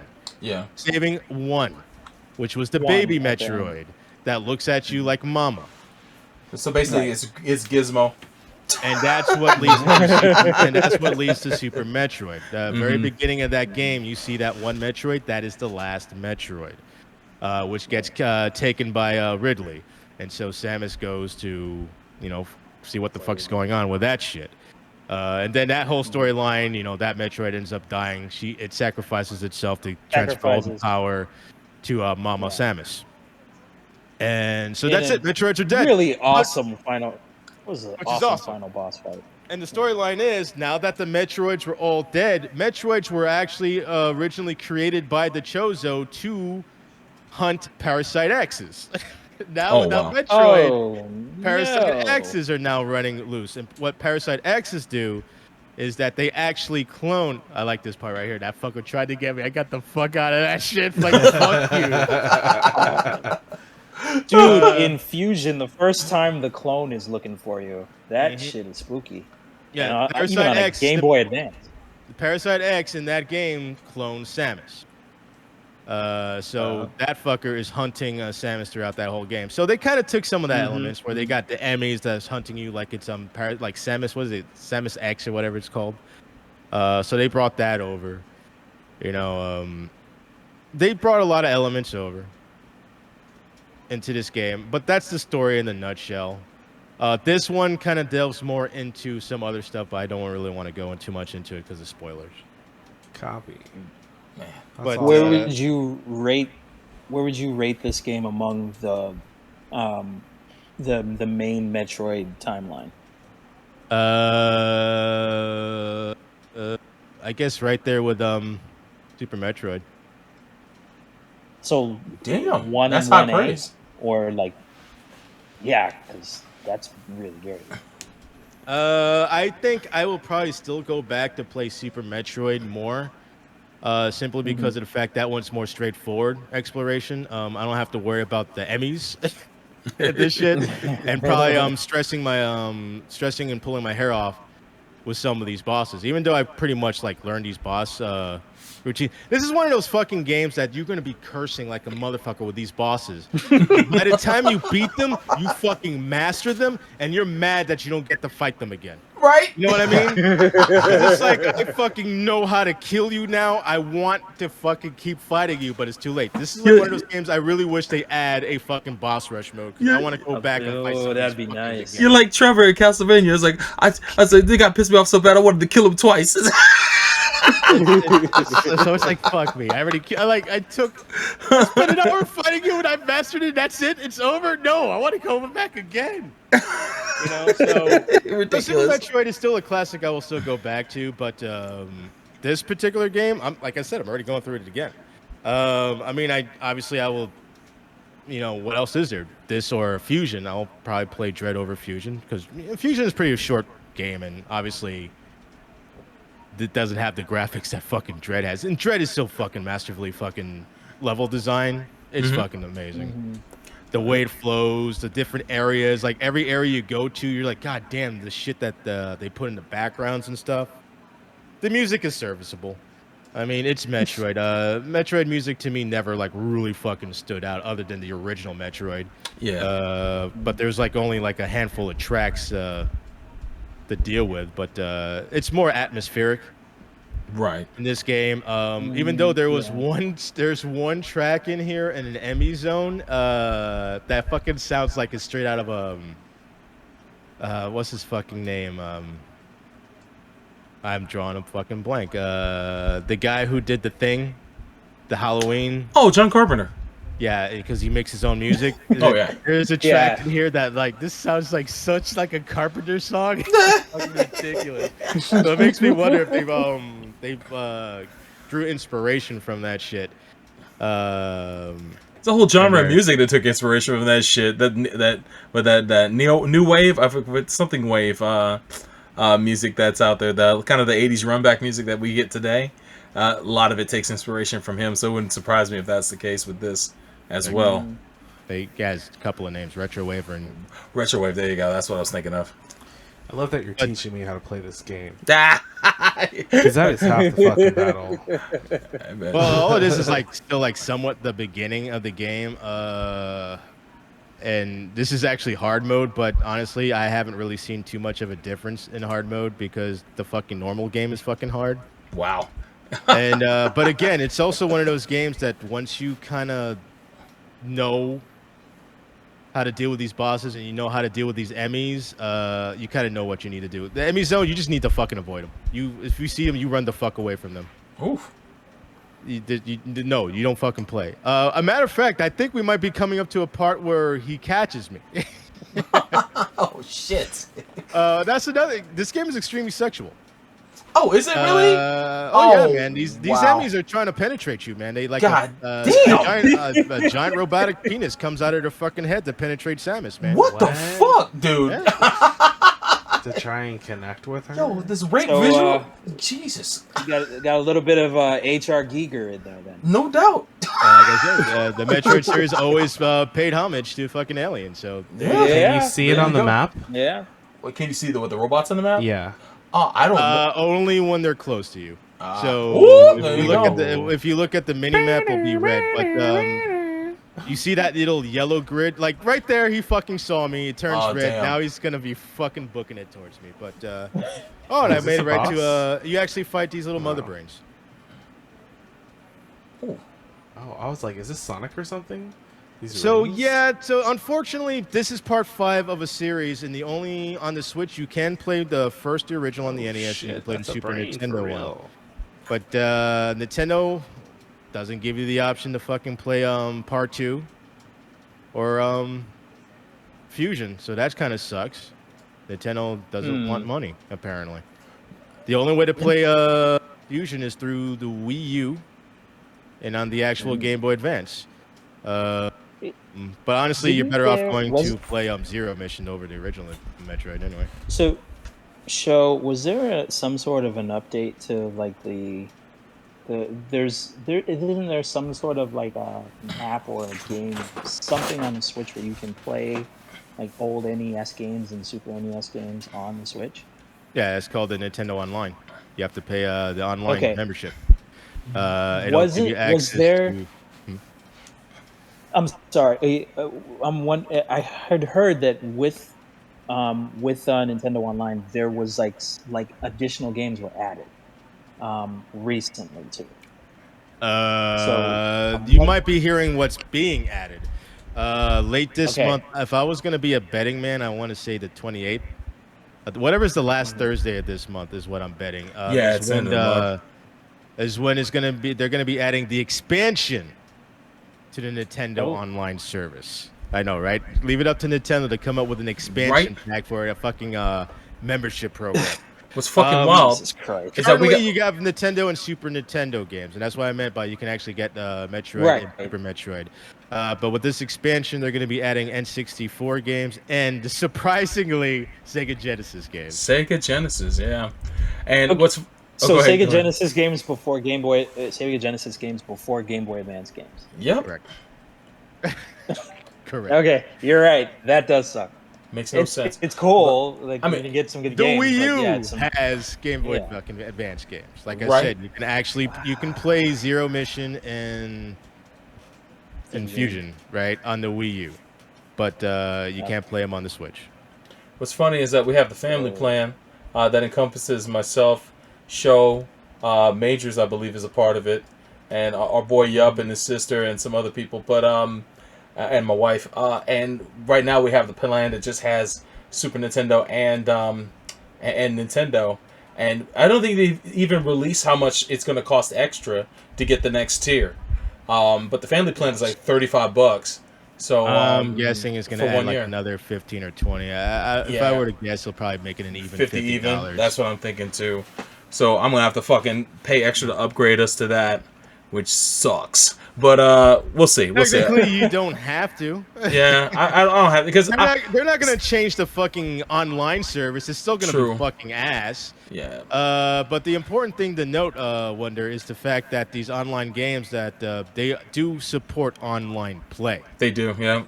So with these Genesis games like Gunstar Heroes. is one Gunstar of it, Heroes, isn't it? Streets of Rage 2, these games are going to be able to be played online. Same thing with the N64 games. They're going to be able to be played online, up to 4 players. You're still going to be dealing with the fucking split screen. Oh, we're going up to a boss fight here. Yeah, that's Oh, here we fucking. go. Oh shit. I'm like too scared to even go in there. I'm like, I don't want to do this. This is literally why it's called Dread. Because you do dread these fucking boss fights. For those watching the live stream, by the way, this is actually archive footage from Show's own stream over on twitch.tv/ShojiRamaro. So if you guys want to, if you haven't been to his channel, please go there, hit the follow button. And if you're listening to the audio version of this, you can run back his footage from this from yesterday or today, the 14th of October. It's archived on this channel if you guys want to check that out. But I always put a little jab to other M. It's like in this game they went out of their fucking way to show that Samus ain't scared of shit. And she's a complete fucking badass. While in other M, she was literally shitting her suit. that was like her first adventure, right? That was like literally the canon-wise their first outing, right? I try to forget where it actually lands in the storyline. But it is. I think they actually put it in the main line in between certain games. Did they? Yeah. Prime is actually in between the main lines too. The whole Prime storyline splits off in between Part 1 and Part 2. Wow. Okay. Like I said, the whole reason Metroid Prime series exists is so they can continue having Metroids exist in them. Oh, true, because they've been wiped out between after game 2, so that makes sense. So, with the exception of the baby Metroid, which is in part 3. But remember, that's the last Metroid, and it's Yeah. in captivity. Right. the galaxy is at peace. What is the significance of these? I'm still confused. What's the significance of these Metroids? I understand that they were the natural enemy of the, what would you call it? Something. You X. actually have to keep pressing the button to attack. You don't know this shit, but you gotta do this shit. They're a threat to, like, I wouldn't say all life, but they were perceived as a threat because they're going to be weaponized by Mother Brain, right? That's what her plan was. Think of him as space COVID. Yeah, space COVID. There you go. Space COVID. And if you can think of it, they're like the xenomorphs of this universe. You know, pretty much. You didn't. Only one of them pretty much got humanized, and it was the baby one that And latched on to Samus's- Samus. But the rest of them were pretty much her ones you wanted to suit. get rid of. Her suit, is it made out of it? No, her suit is just made out of it's Human just cyber workings. technology. I see. Well, if you really gotta go into the canon, her suit is designed by the Chozo, and the Chozo are also the ones that created the Metroids as see. the So hunt it's- down the Parasite X. It's on that level. It's So it's all so the part of Chozo it. are. So the Chozo are the engineers. Uh-huh. Ooh, you got fucked. Oh no, yo, that's Samus. just like in the old ones. That's Boink. awesome. There you go, orgasm. Feels so good. Yeah, see, that's what happens. Don't worry, I get him on the second one. But Nice. but yeah, so great graphics, great sound, plays fucking great. Unfortunately, like I said, if you're old school and you don't really play these type of games with analog sticks, too fucking bad. That's the only choice you got. This game, I heard. Sorry, I heard it was you have to use the Pro controller. Like trying to would use the regular recommend that. Joy-Cons. If you use I yeah. can never really use the Joy-Cons period to begin with. Oof. I learned that shit with Breath of the Wild my second day. Me too.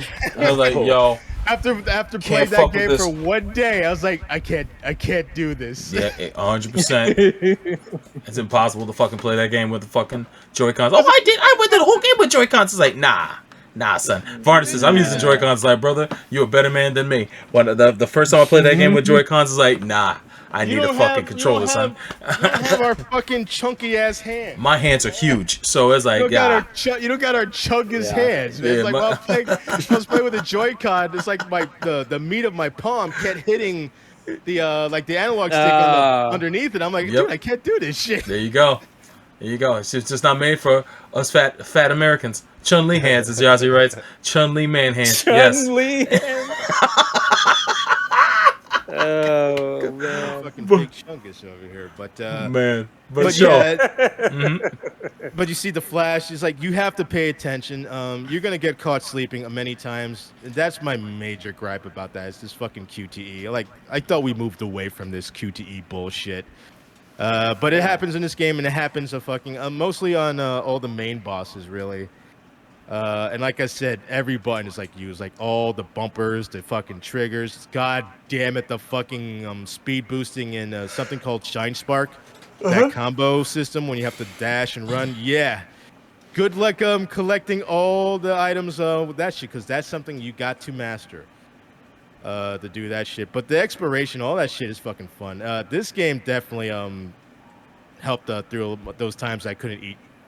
I just focused on this game. You know how it was when you were a kid, right? You remember those days when you were a kid and you're playing a game that just fucking engrossed you and like, Yes. holy shit, I absolutely. didn't eat. Yeah. You know, it's like you went the whole day not even eating and shit. This, the Mega Man shit took me series. back. Oh, yeah, This man. shit took me back. Yeah. I'm like, Fuck yeah, oh dude. yeah. Oh, this game is fucking blast. So, I mean, it depends on people, I guess. I'm sure there's gonna be people out there that said this is the fucking worst Metroid out there. I mean, I've heard a bit of Fred's impressions while he was with you on the Super Robot Wars. Oh, you were listening in. Good shit.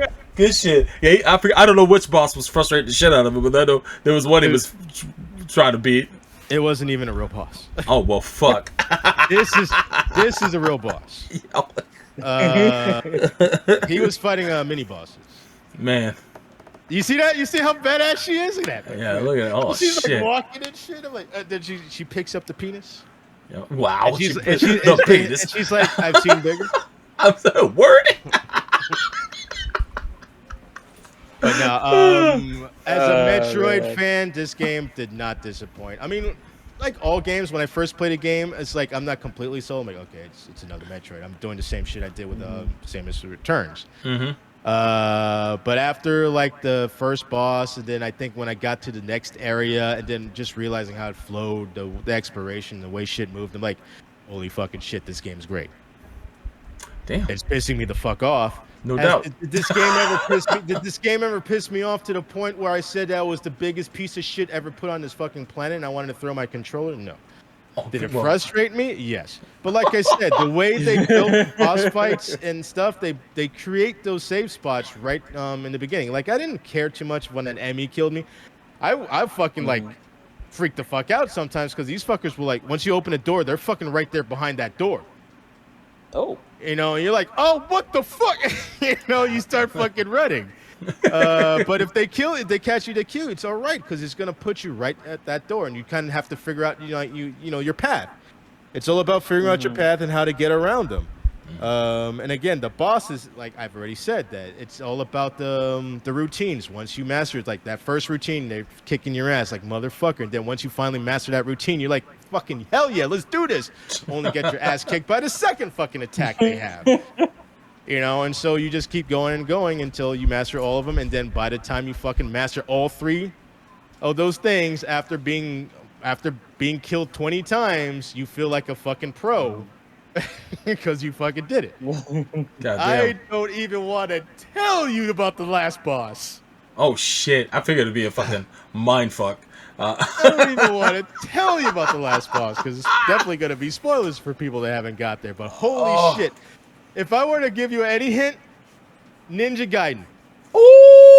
Oh, so no mistakes, no mistakes allowed. You're fucked if you. Oh wow, man. I've seen that run. That's the worst. So, that's tragic. Build up as many fucking tanks as you fucking can. You're gonna be fucking sitting there learning a lot of shit, in that boss fight. Good times. Oh my god. Oh, and this is the worst part. Remember all that shit I was telling you about the giving like a save spot right before the fight? Yeah. They do with the last fight. Yeah. But unfortunately, it's right before a loading screen. So that really fucking sucks. Oh, that's whack. Yeah. So that was a really poor design of that fucking part. Yossi says those Emmy robots, fuck them. Oh my god! What's your rating for this game? Is it a 0 or a 1? Of course the old level 9 score system. What would you give this? I give it a 0.9. There you go. So close. So fucking close. I can't give. I can't give. You get the star. Can't give it a full breadstick, bro. I could never give something like a full fucking score. And as much as I love this game, I can't give it a full score. Like I said, those gripes. Those fucking gripes. Is there anything? Get rid of the fucking QT. Is there anything that you can think? Any game over the years that what's the closest that a game has ever come to your star? What would you say?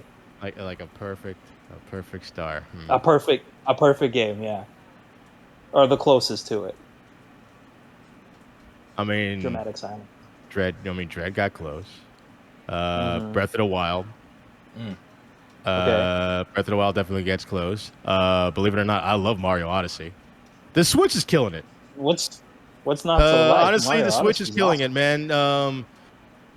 It's just because I couldn't really get. I mean, as much as like Mario Galaxy, I never really got into a Mario game as much as I did since Mario 64. Mario 64 was just fucking amazing, and I haven't really fell in love with a Mario game since Mario 64. Galaxy was fun, but Odyssey was the one that I could finally say, finally, another Mario game that I really fucking love. After Mario 64. And honestly, the Switch is killing it. They gave me Mario Odyssey, they gave me Breath of the Wild, and now they gave me fucking Metroid Dread, and it's like goddamn.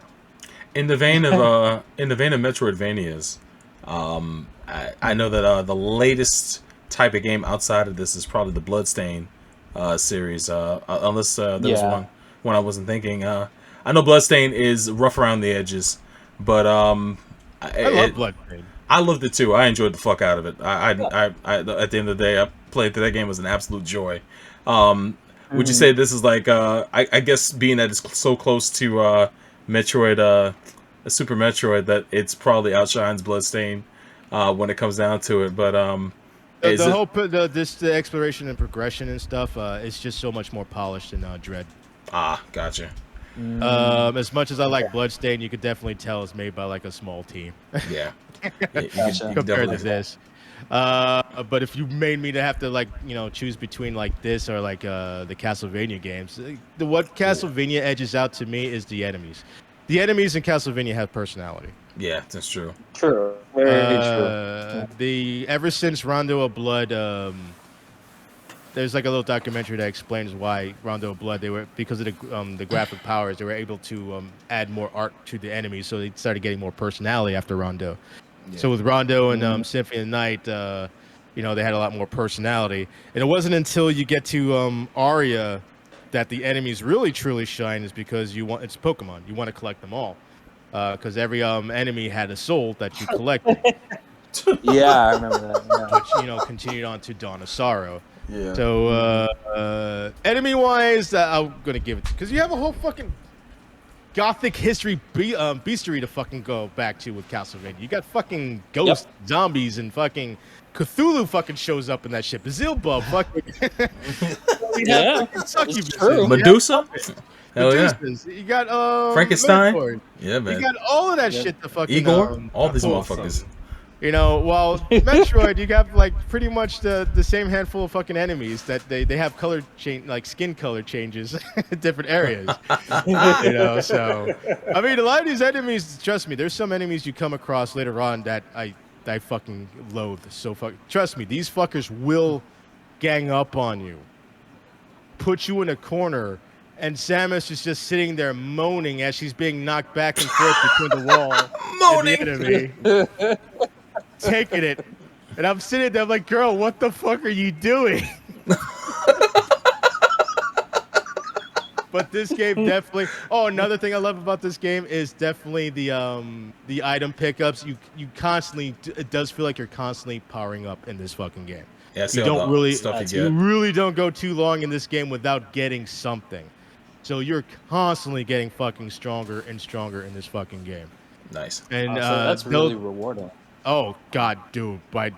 Towards the end of this game, she becomes such a fucking badass. And you know what attack it is? It's in all the fucking Metroid games. It's in this game. The fucking screw attack. Nice. You know it's fucking in here. It is. That's The various suit, all that shit. it changes the game. But this It's just game definitely, you do feel like you get a lot more different type of guns in this game. This game is really fucking rewarding. Yeah. It's constantly rewarding you as you progress through this fucking game. So it feels that fucking childlike need to to get rewards. So this game is fucking awesome. I enjoyed it a lot. But I've always tell people it's fucking hard. I just gotta warn people, it's fucking hard.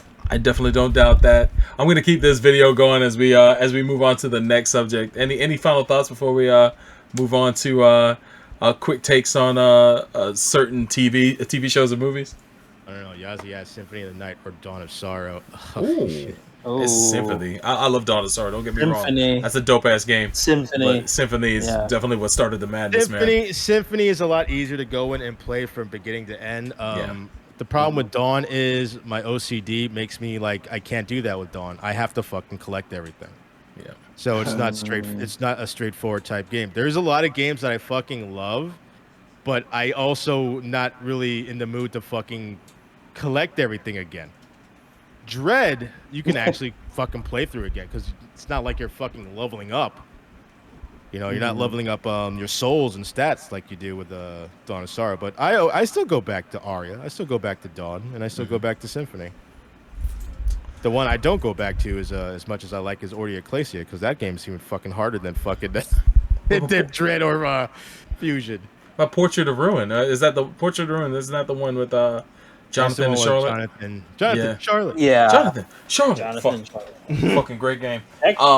Portrait of Ruin was relatively easy Yeah, it was. It was super easy. But yeah, Order of Ecclesia is a kick in the nuts. Yeah, I never finished it. I started it off and never got back to it. Yeah, because it probably kicked your ass. It did. It murdered me. It does get easier once you get stronger. It does get easier. Matter of fact, I would say Order of Ecclesia, the hardest parts is the beginning. It does get a little bit easier. But I always feel the Castlevania Dark Times is fucking Circle of the Moon and Harmony of whatever. I forget what it's called. Dissonance. Dissonance. I want to say Despair, but Despair is the multiplayer one. But those are the dark times. Those are the dark times I don't fucking look back to. You know, it's funny you said it Dark Times with Circle of the Moon, because I remember that game wasn't even backlit properly. Oof. Oh no. It was like, it was like Game Boy Advance, and it was a really, really dark fucking game. Like if you weren't playing that game in a well-lit room, you were assed out. And if you remember the Level 9 episode, I talked about fucking Castlevania. Despair. About that fucking map system fucking was absolute trash. Hey, I entered a doorway of a room. Let's light up the entire room that I explored it when I only peeked my head in it. Then when you look through the map to try to figure out where to go next, you got no fucking clue. Exactly. Whoever came up with that shit, killers. I think they were all fucking Igarashi. I don't know what the fuck it was. Jesus. I don't know what the fuck it was taking back then. Circle of the Moon is like, let's make an old school Castlevania game, but let's give it like a Metroidvania type map, but it's still Castlevania. I'm like, this is stupid. But that's all right. Then he came out with Aria, and then he came out with Dawn, then he came out with Portrait, and then he came out with fucking Order of Ecclesia, and then he came out with Bloodstain. He's mostly hits, if anything. But yeah, man. Metroid Dread. Find it on the Nintendo Switch. If you don't have the Switch, well, I don't know what to tell you. But it's the only place in town where you can find it. But it's a super cool game. It holds its own with this now, with the fact that we have so many Metroidvania type games now. Mm-hmm. It's like how does Metroid even hang around with all these fucking games that are all doing what it started? It's still in there. It's still fucking good. It's still showing everybody why it's half that word. Wait, oh, that's right. The Metroid part. Half that word. I see. I had to think for a second. I was like, what the fuck? Oh, I see. I got you. But yeah, man. It looks great, man. I'm looking forward to playing it when I get some time. Oh, I can't wait till you start playing so you can. I just want to hear you like, how the fuck do you beat this fucker? I know. I gotta stream it. So it's just so that the frustration can be captured, man. But props to show for that review. Last but not least, we wanted to cover some of the shows we've been watching and a particular movie that Show and I both watched recently, and we'll try to be quick about it. Just some quick takes on some shows. It's been a pretty good season for television shows. A lot of the shows we've been enjoying have just come to an end, like What If, Lower Decks, and also Ted Lasso, which is a show on Apple TV Plus. Thanks to Dr. Encyclopedia Black, I now have access to Apple TV Plus, so I've been rocking the shit out of that. But yeah, I recently just watched seasons 1 and 2 of Ted Lasso. No spoilers here, but I definitely enjoyed what I've seen so far. Show, you've already finished season 1, right? Mm. So you saw season 1. So you saw the man. You saw fucking my man. What's his name? The grumpy one. Roy Kent. Roy Kent. Yeah. That motherfucker is the best. He's pretty much Soccer Vegeta. He pretty much is. Soccer motherfucking Vegeta, boy. Hey, you boy. Oi. Oh, turns out the actor that plays him is actually one of the writers on the show. Is he really? Yeah. He won an He won an Emmy. He won an Emmy for his performance. Really? And, that's awesome. And so did, of course, I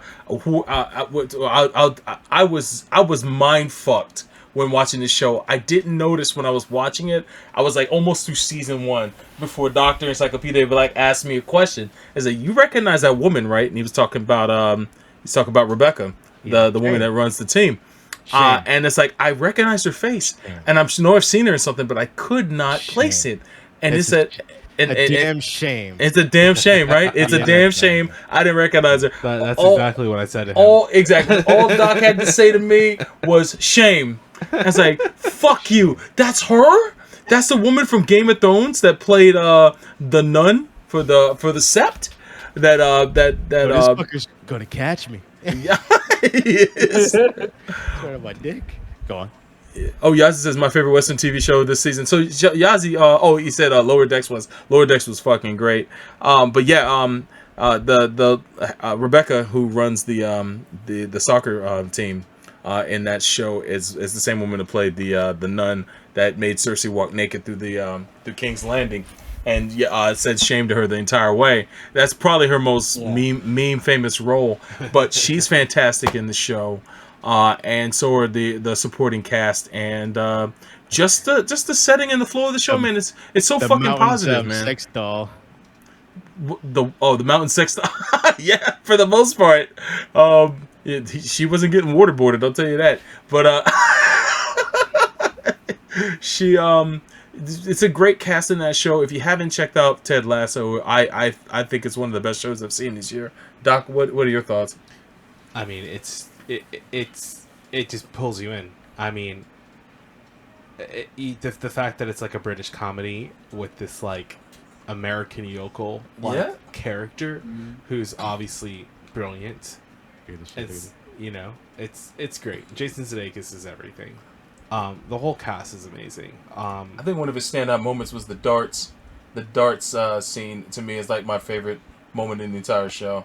That's in the middle of season 1. I'm not going to say much, but there's a scene where a game of darts is played, and the stuff that's said during it is some fantastic shit. And it's kind of like this little exotic show, because it's like, what is soccer really? How do you play this game? And like he's going through his own little journey, and it's just fun to watch this fish out of water story. It's that workplace comedy you didn't think you needed, you know. It's funny because I see it more of like a dramedy, because it's surprising there's a lot of drama to it, a lot of emotion in that show. Dramedy is definitely probably the better. It's definitely. I mean, it's definitely a comedy. It's definitely funny. It's definitely a comedy, but they have jokes.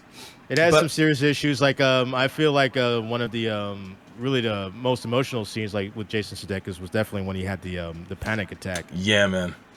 Yeah, which is something he shares with Tony Soprano, apparently. I'll tell you this: the reason I fell in love with the show were the biscuits. Oh, the biscuits!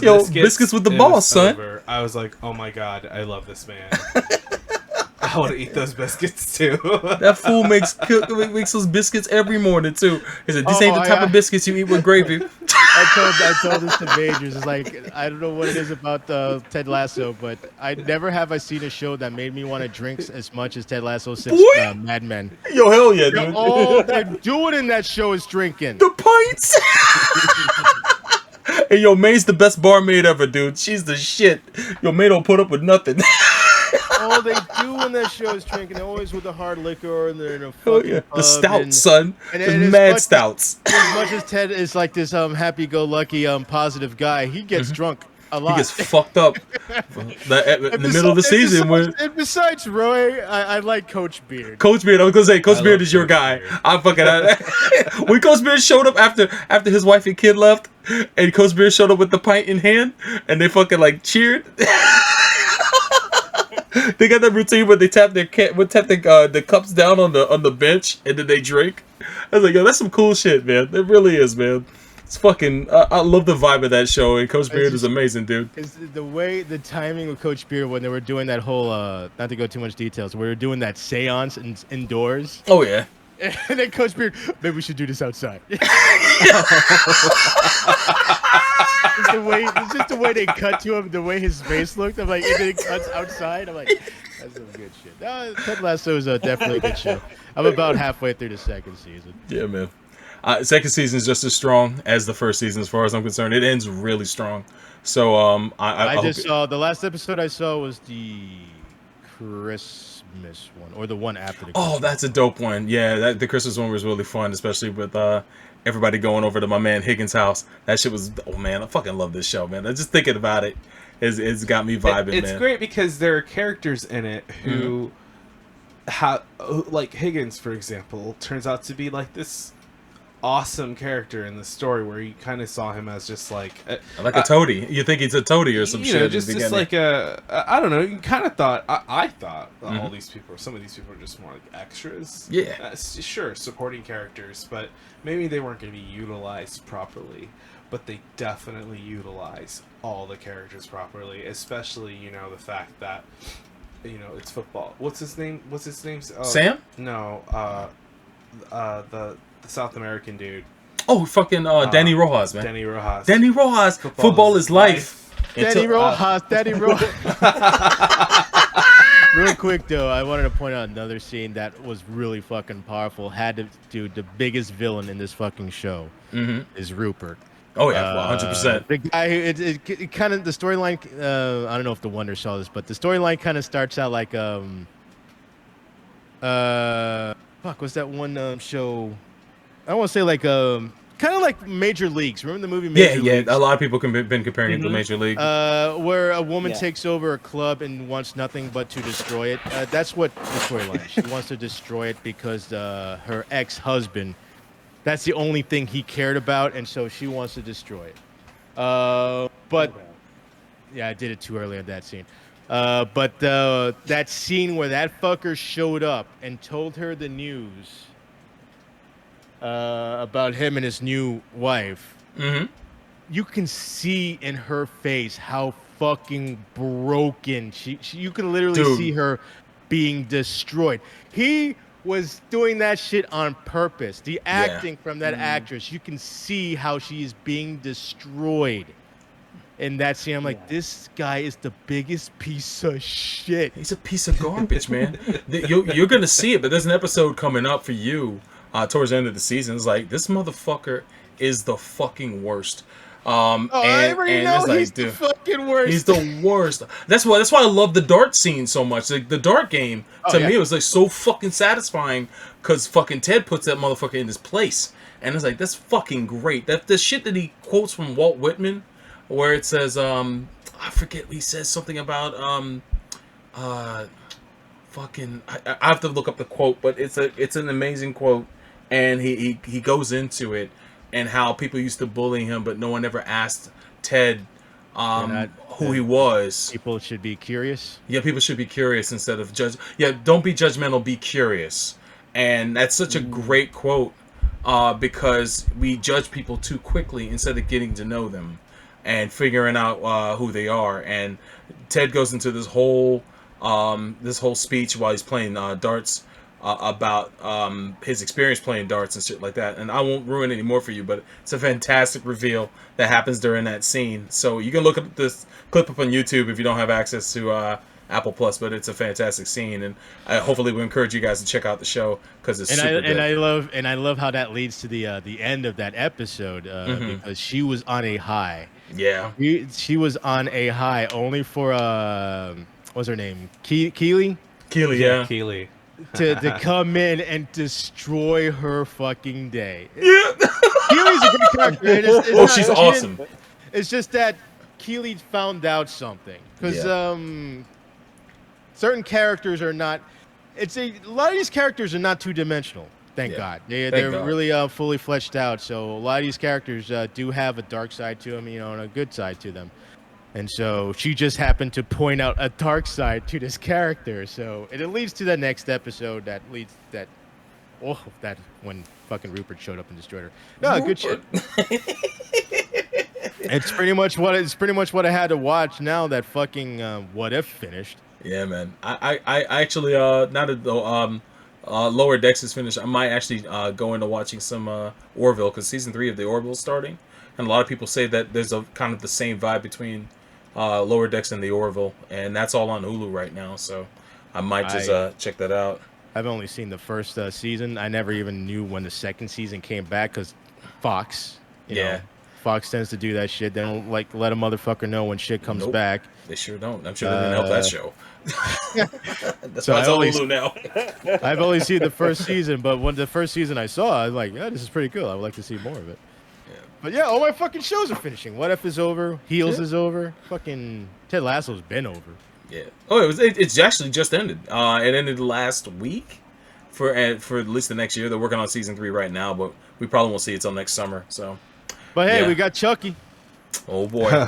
He still got that Squid Game, so I'm sure. Yeah, I gotta go back to that. But I gotta still finish that. I gotta finish My Hero though, Oh, because yeah, My Hero yeah. just finished. My Hero Academia just finished too. So God damn. I Well- finished Squid Game a couple weeks ago. Squid It was Game, man. pretty Uh, great. It was pretty great, right? I mean, It was fantastic. It was. After I finished watching it, and like last night, I finished it at like 3 a.m. And I was like, I get to the back half of the season, and I just can't stop because something happens, you know, and you're just like, no, Yeah. I can't reopen this. I have to finish this. Yes. You know what I mean? It's Dude, it's such an emotional trauma that I'm just like, oh man. yeah. It was like Yeah. it was like reminiscent of how I felt.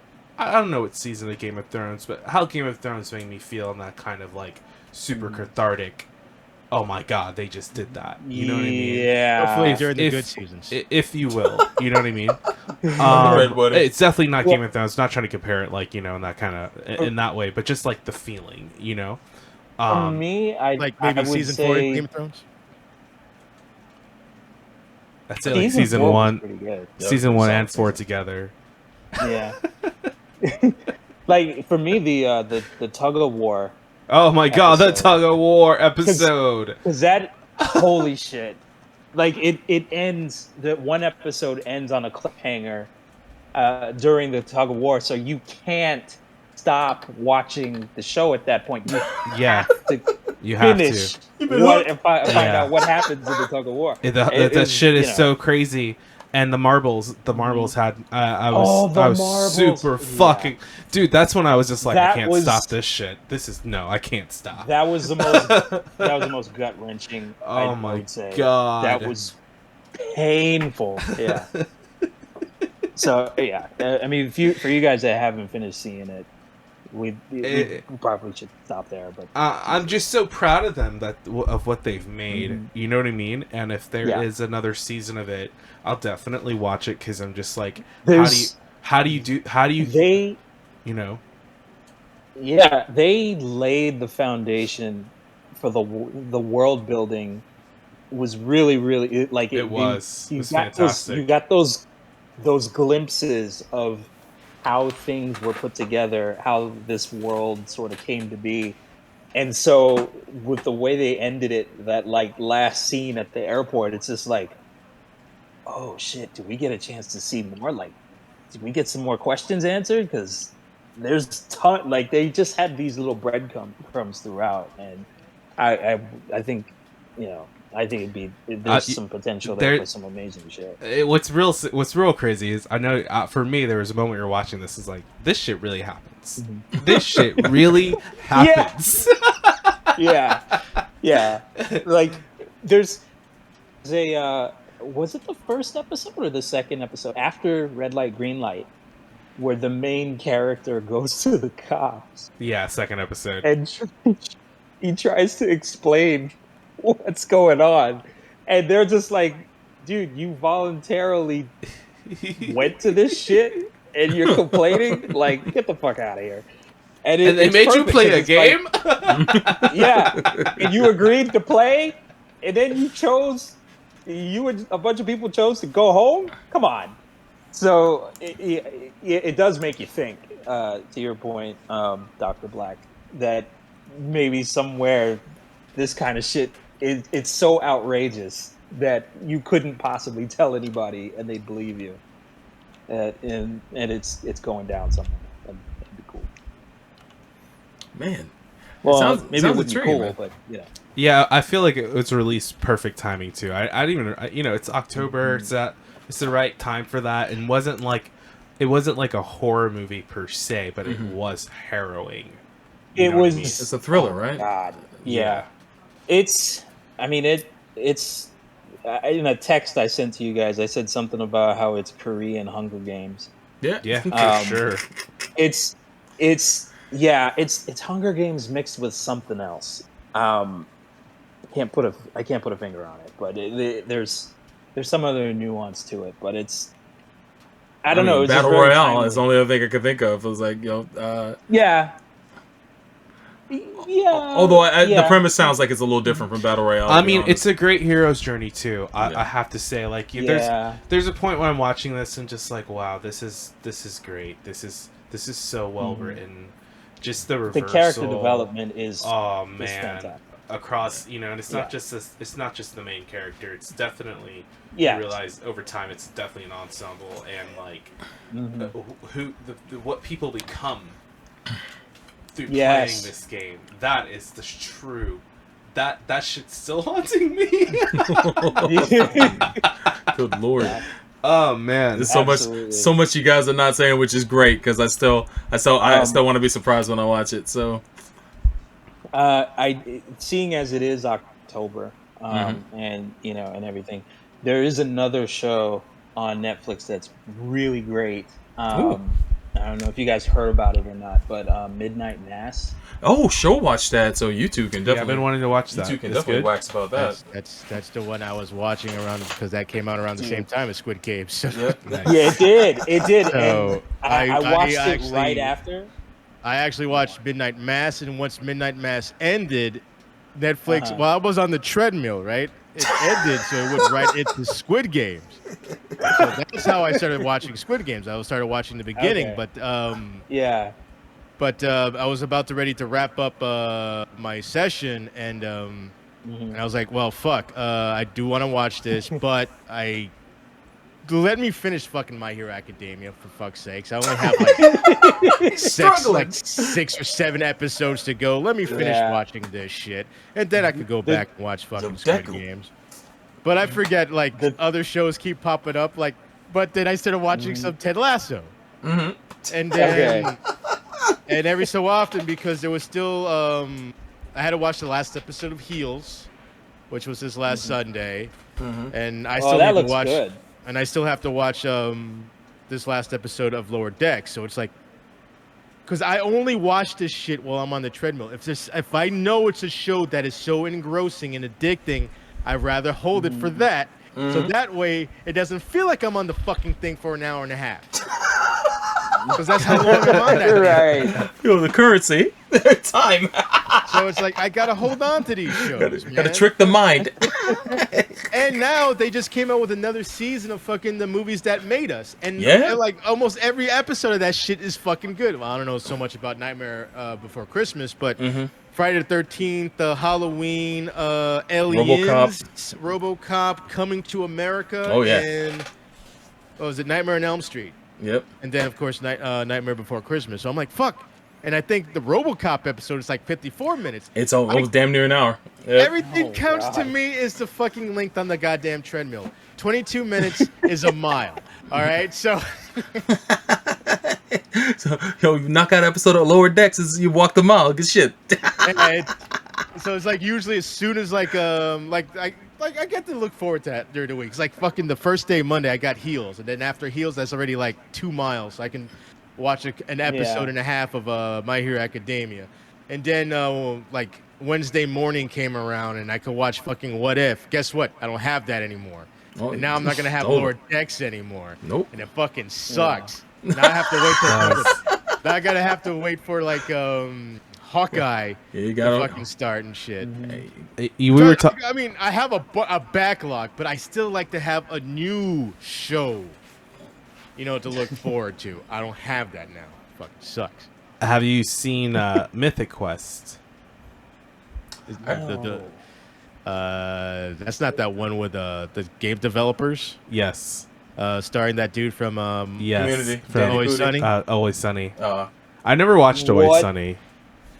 Where is that show? It's on it's on Apple Plus. Apple TV's Plus as well. It's great. Okay. I didn't know I was gonna love this show so much, but it's basically this this game developer who's super successful, but he's totally a narcissist, and he has this Australian game designer. She's like the head designer or whatever.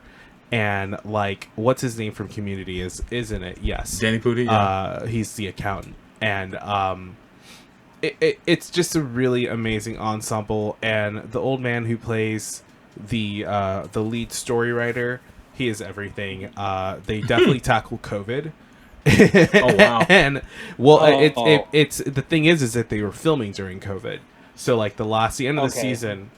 Spoiler. So is they worked it into. They worked it in, and they continue to work it in the second season in a really funny way. I can't describe why it's so good. It's so like gamer, like everything they're talking about is just like things you know, but you've never seen like the developers talk about the shit the way they talk about it, and you know what I mean when they're making things, and it's definitely a comedy. It definitely reminds me of Community, where you have that. I don't know how to explain it. Like That vibe, that ensemble. vibe. Which kind of sucks. It's probably why I probably won't want to watch it because fuck video games. Yeah, God damn. But you still play them. yeah. But basically, it's like an MMO version of like, what's that World of Warcraft kind of game that they're making. Okay. And, yeah, it's fantastic. So if you need a comedy replacement, definitely check that out. If you're in between. Yup tells me I need to watch The Expanse. Oh my god! Yeah, of course you do. Are you done? You haven't watched The Expanse? Are you serious? Yeah, Oh my god! What is wrong with your lives? I've watched the first 2 seasons of The Expanse. Oh man. That was good shit. Yeah, Wow. that was. And now that new show started called Foundation. Oh yeah, I've Yep, been watching that's that. You gotta watch the episodes a couple times. Yeah. And I Is that still dance have to watch The Sopranos in The Wire. Oh yeah, sure. Yeah, good luck with that. I did watch that Sopranos movie. Yeah. Matter of fact, that'll be the last thing we talk about. Well, Wonder, what were you gonna mention? The second season of Wu-Tang and American Saga. Yes. It is magical. So it's been going good. I have yet to start it, but I watched season 1, so I'm about to get on it. Oh my god! Now, as a lifelong Wu-Tang Clan fan, like I'm like reliving shit from like middle school and high school with like some of the stuff. But the way they've created the episodes for the second season, it's like the characters are always presented with some sort of puzzle or some sort of problem, and they have to put it together. They have to figure it all out by the end of the episode. Oh, wow. And it's really cool because it's, you know, imagine approaching a show. It's basically a drama about it's just, you know, a personal drama just showing the struggles. But imagine the structure from CSI to be used to tell the story.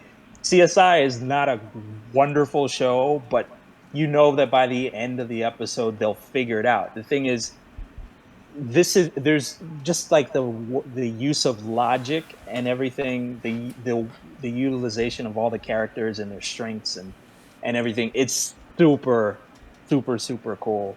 And there's one episode that is actually filmed in the same fashion as a Sergio Leone spaghetti western. Really? And it is fucking awesome. They do and wild shit. You'll know it when you. You'll know when you see it. Yeah. They do wild shit in that Yeah. show. Like in that show, they sometimes take weird directorial bents. There's one particular episode that's a constant moving shot the whole time, where it's like the camera. They use tricks to make it look like a consistent shot, but the whole episode is like just one continuous thing the whole day. It's towards the end of the season 1. At least when it comes to certain scenes, there are breaks between scenes, but the way they shoot it, it's like just the camera keeps flowing. There's no cuts, so they take chances in the show, and it's really good. It's not all based in truth, though. Let me just put that on the table. Although they are based in true events, but some of the members of Wu-Tang will tell you that it's like, well, this didn't happen. This is just for a dramatic event, or this happened in this order versus in real life. But it's still entertaining. You can tell there are certain things where it's just like, well, that couldn't have possibly gone down like that. But there is one sequence in the episode that not the episode that was released this week, but the one last week, Mm-hmm. where two characters deliver a package. I'll just say that. And it totally went down like that in real life. Oh, and damn. it's kind of improbable that they were able to do it. But Jesus. it's just so fucking good. Like the show has no business being this good. It don't get a lot of really it, is. it doesn't get a lot of shine, man, and that's one thing that does bother me. But it's been Yeah. it was the first season was so enjoyable to watch. I was able to bang out like half of it, and then the rest of it I had to watch week to week. And I kind of just want to wait until the season's done before I actually start watching. Yeah. But yeah, Well, they should be getting close. Yeah, I think they're getting real close. For those who are wondering what we're talking about Wu-Tang, an American Saga, which you can find on Hulu. And yeah, man, I definitely give a thumbs up to that for anybody who wants to know exactly how that group was formed and what they went through from the beginning. Because the group kind of made history when it came to how they forged their record deals and how an ensemble that big managed to be so successful and be able to kind of supplant so many talented guys into one group from all these different backgrounds. It's a phenomenal tale, all on its own. And there is a specific episode where they tackle where all of the members are presented with the sort of the way the contract is set up. And it's the way that they present it to you as an audience. It's like you're part of. It's like the audience is being handed the contract too. And it's just it's just super immersive. Wow, that's super dope. How they present it. It's pretty cool. Shit. All right, now you got me wanting to watch it, man. Fuck. I gotta get back on it, man. But yeah. Go ahead. No. That's it. Well, shit. But definitely, Wu-Tang is definitely worth your time. But the last thing we'll talk about tonight is what you guys saw in the thumbnail, man. A little movie came out called The Many Saints of Newark, which Many Saints is also Moltisanti in Italian, which is the last name of Christopher Moltisanti, one of the main characters from the original Sopranos. This movie actually focuses on his dad when he was alive and part of the DeMio crime family, which is the crime family that Tony Soprano eventually becomes the leader of. And Dickie Moltisanti and his troubles and how he affected Tony Soprano. And a lot of people had issue with this movie, man. I know as a person who watched the show, because you're going to get a counter opinion from Show where he's going to give us his viewpoint as someone who did not watch the TV show, which I think is a valid opinion, by the way. But for someone who watched the show, I'm watching this movie, and it's a movie that is scatterbrained for the most part. You watch it, and it wants to be about so many things, but can't focus on all the things it needs to focus on. And I wish Majors was here tonight, because I know he's gonna unload on this movie. Next episode, he's a part of this. Majors wasn't feeling well, so he couldn't make it tonight. But our next episode, we'll definitely get his take on it, because I would like to know exactly what he is, because he's a big Sopranos head. But watching this movie, it's very scattershot. It wants to be a historical drama. At the same time, it wants to be a continuation or a prequel to The Sopranos. And some people might have found this movie satisfying as a prequel, but for me, it definitely wasn't, because one of the best prequels that is on TV right now that blows this shit away is Better Call Saul. Better Call Saul is like the pinnacle of fucking prequels, and it's a prequel to his crime saga, which was Breaking Bad. So this movie doesn't have an excuse. Well, well, I would say the problem is that Many Saints is a movie. Yeah, that actually was going to be my final point, is that it should have been a series or a limited series instead of a movie. And I don't know why David Chase didn't want to go that route, but here we are. Yeah, because it would have had more room to breathe. Yes. Yeah. It definitely needed it, and it would have been more focused. There'd have been a grander arc for character development, and things wouldn't come out of the fucking blue like a particular character getting killed by the beach. That's all I'll say. That shit was just fucking aggravating. Yeah. But I will go ahead and pass it on to. Did you watch the movie Wonder as well? Yeah, I did. Oh, what's your thoughts on it then? I thought it was entertaining. Yeah. I liked it, but I think for me, when I stepped away from it and like really thought about it after the fact, then I like the holes and some of the choices that were made really kind of like resonated a little more after. So for what it was, I appreciate it, but like I said, it was too. There was not enough time. It's not a format where it was enough time for it to really get its due. So Definitely it was agree. good, but it definitely could have been better. Damn. So, can I ask? Yeah. From a prequel perspective, Mhm. did they capture? Did you feel like they moved the needle? And then, as far as like the overall Sopranos story, like, did you feel like after? I don't know. I just wonder what's the Yeah. like. Was this story necessary? Did it fit into the whole? Could you go back and think of the series and be like, this answers some questions? I don't know. It raised more questions. It actually raised more questions. It was the thing is there were some things that were mentioned in the show That we get to see unfold that in this. and they don't unfold exactly the way that you were told they did. Yeah, So exactly. it actually brings up more questions. It was very compelling, but there were more. Now it's like, hey, Mr. Chase, sir, I need you to talk with HBO and like tell some more stories because Yeah.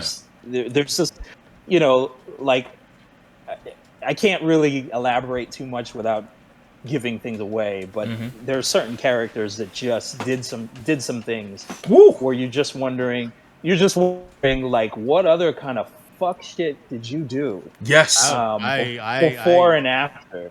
I wasn't intending on holding anything back. I thought I can give a fuck about spoilers. Okay, you know what? Let's fuck it. Yeah, I'm Okay, Yeah. here we go. Uncle Do June. it. You're talking about Uncle fucking June. Motherfucker. Hey, guys, stop. Dick. Can Oh, I talk yeah, about go. it? I'm Yeah, the yeah, guy go who's ahead. never Go ahead, even show. watched the Go for fucking it. Go show. ahead. Yes, go for it. Sorry about that show. Like, I never even fucking watched Sopranos. Let me just give my fucking opinion about Please. this, so you guys can go ape shit about the Yes. Soprano lore all the fuck you want. I've only watched like an episode here and there whenever Soul Bro showed me like that Russian episode where they were hunting that Russian down in the Freaking forest. Pine Barrens. Fucking Which, by the classic. way, Pine Barrens. this is the last of the Metroid footage. Right? This is why Oh, I got shit. called over for Back for Blood. Oh, damn. Nice. So whatever I was shown, and I've seen bits in here. I know what happens to Chrissy.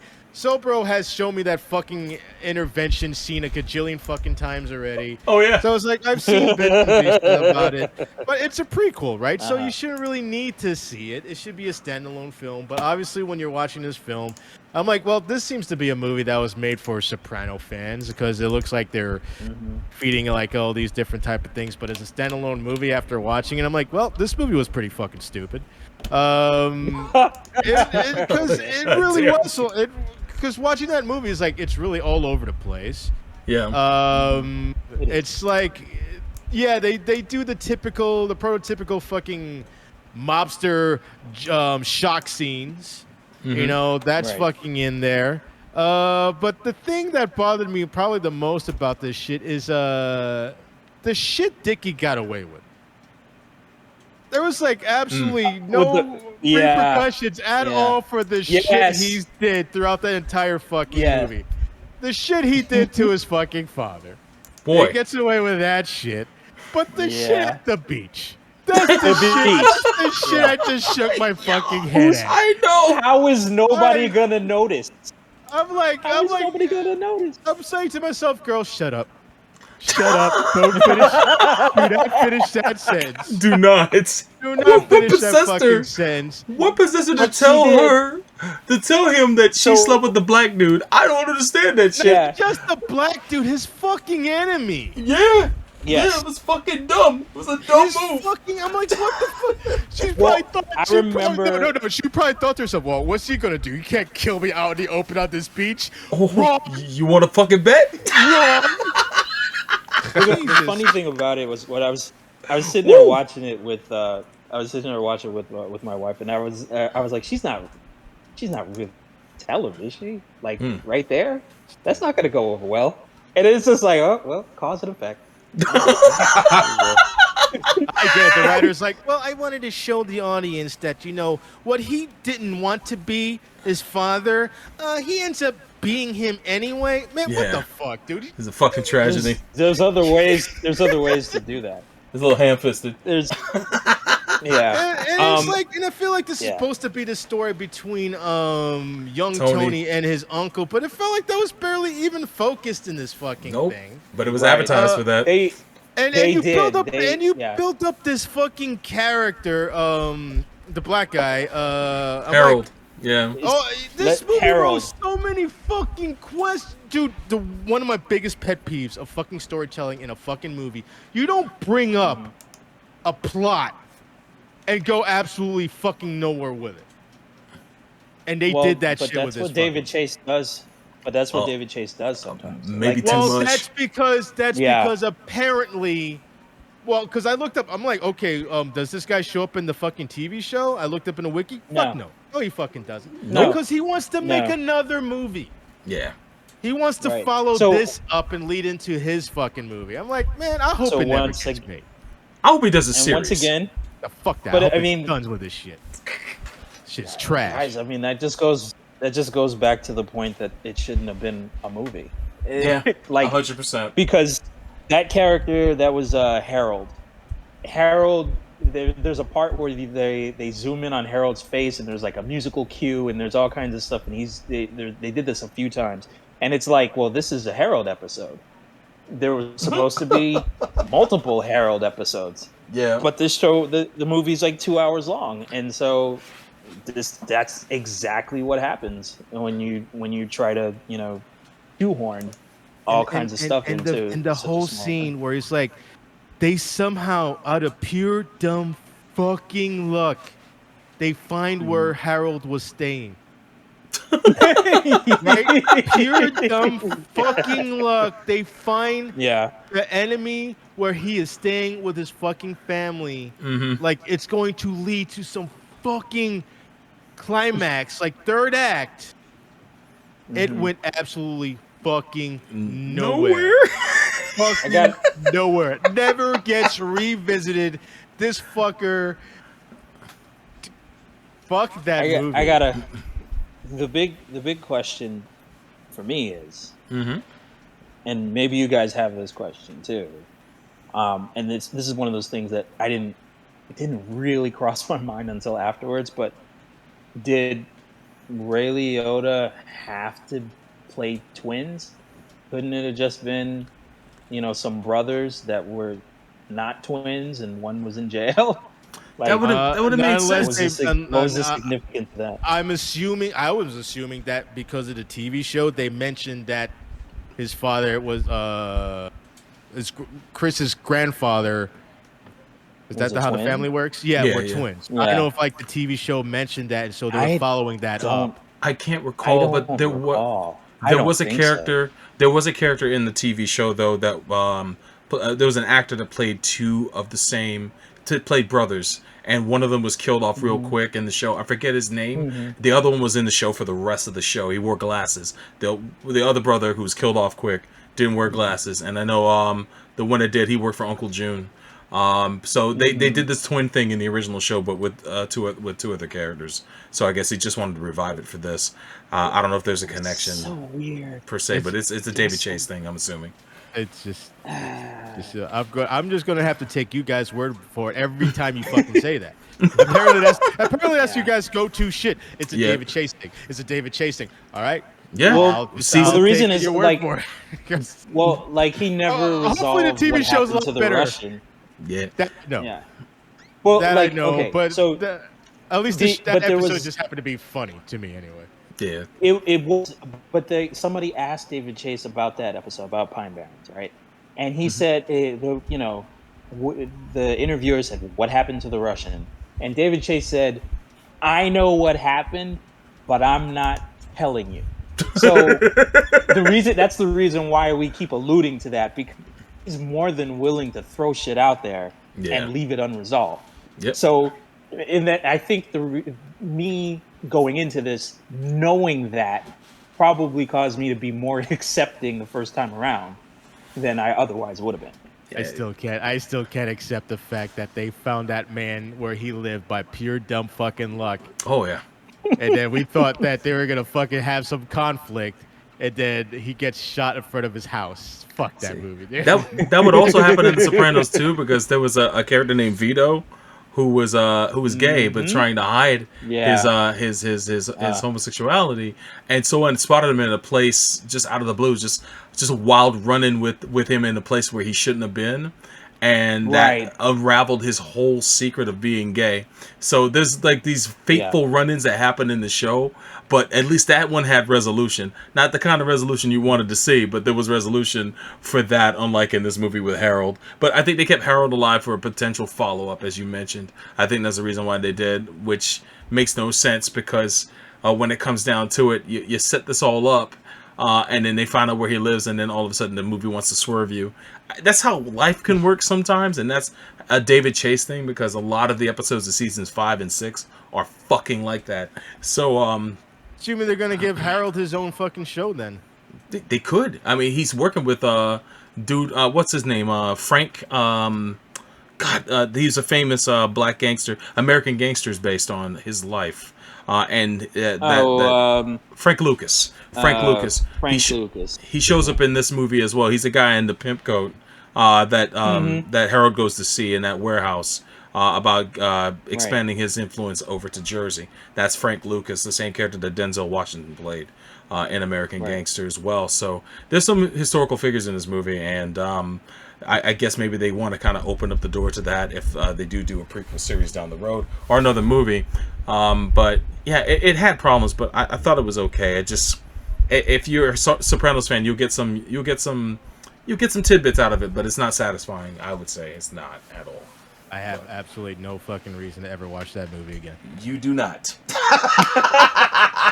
It's like, why? Why the fuck would I? Yeah. There's so many more fucking better gangster movies out there. Why the fuck would I want to watch this shit again? 100%. Doc, do you have anything you wanted to mention before we wrap this up? On The Sopranos? No. I think I was just kind of shocked that they made a film on. I always like why.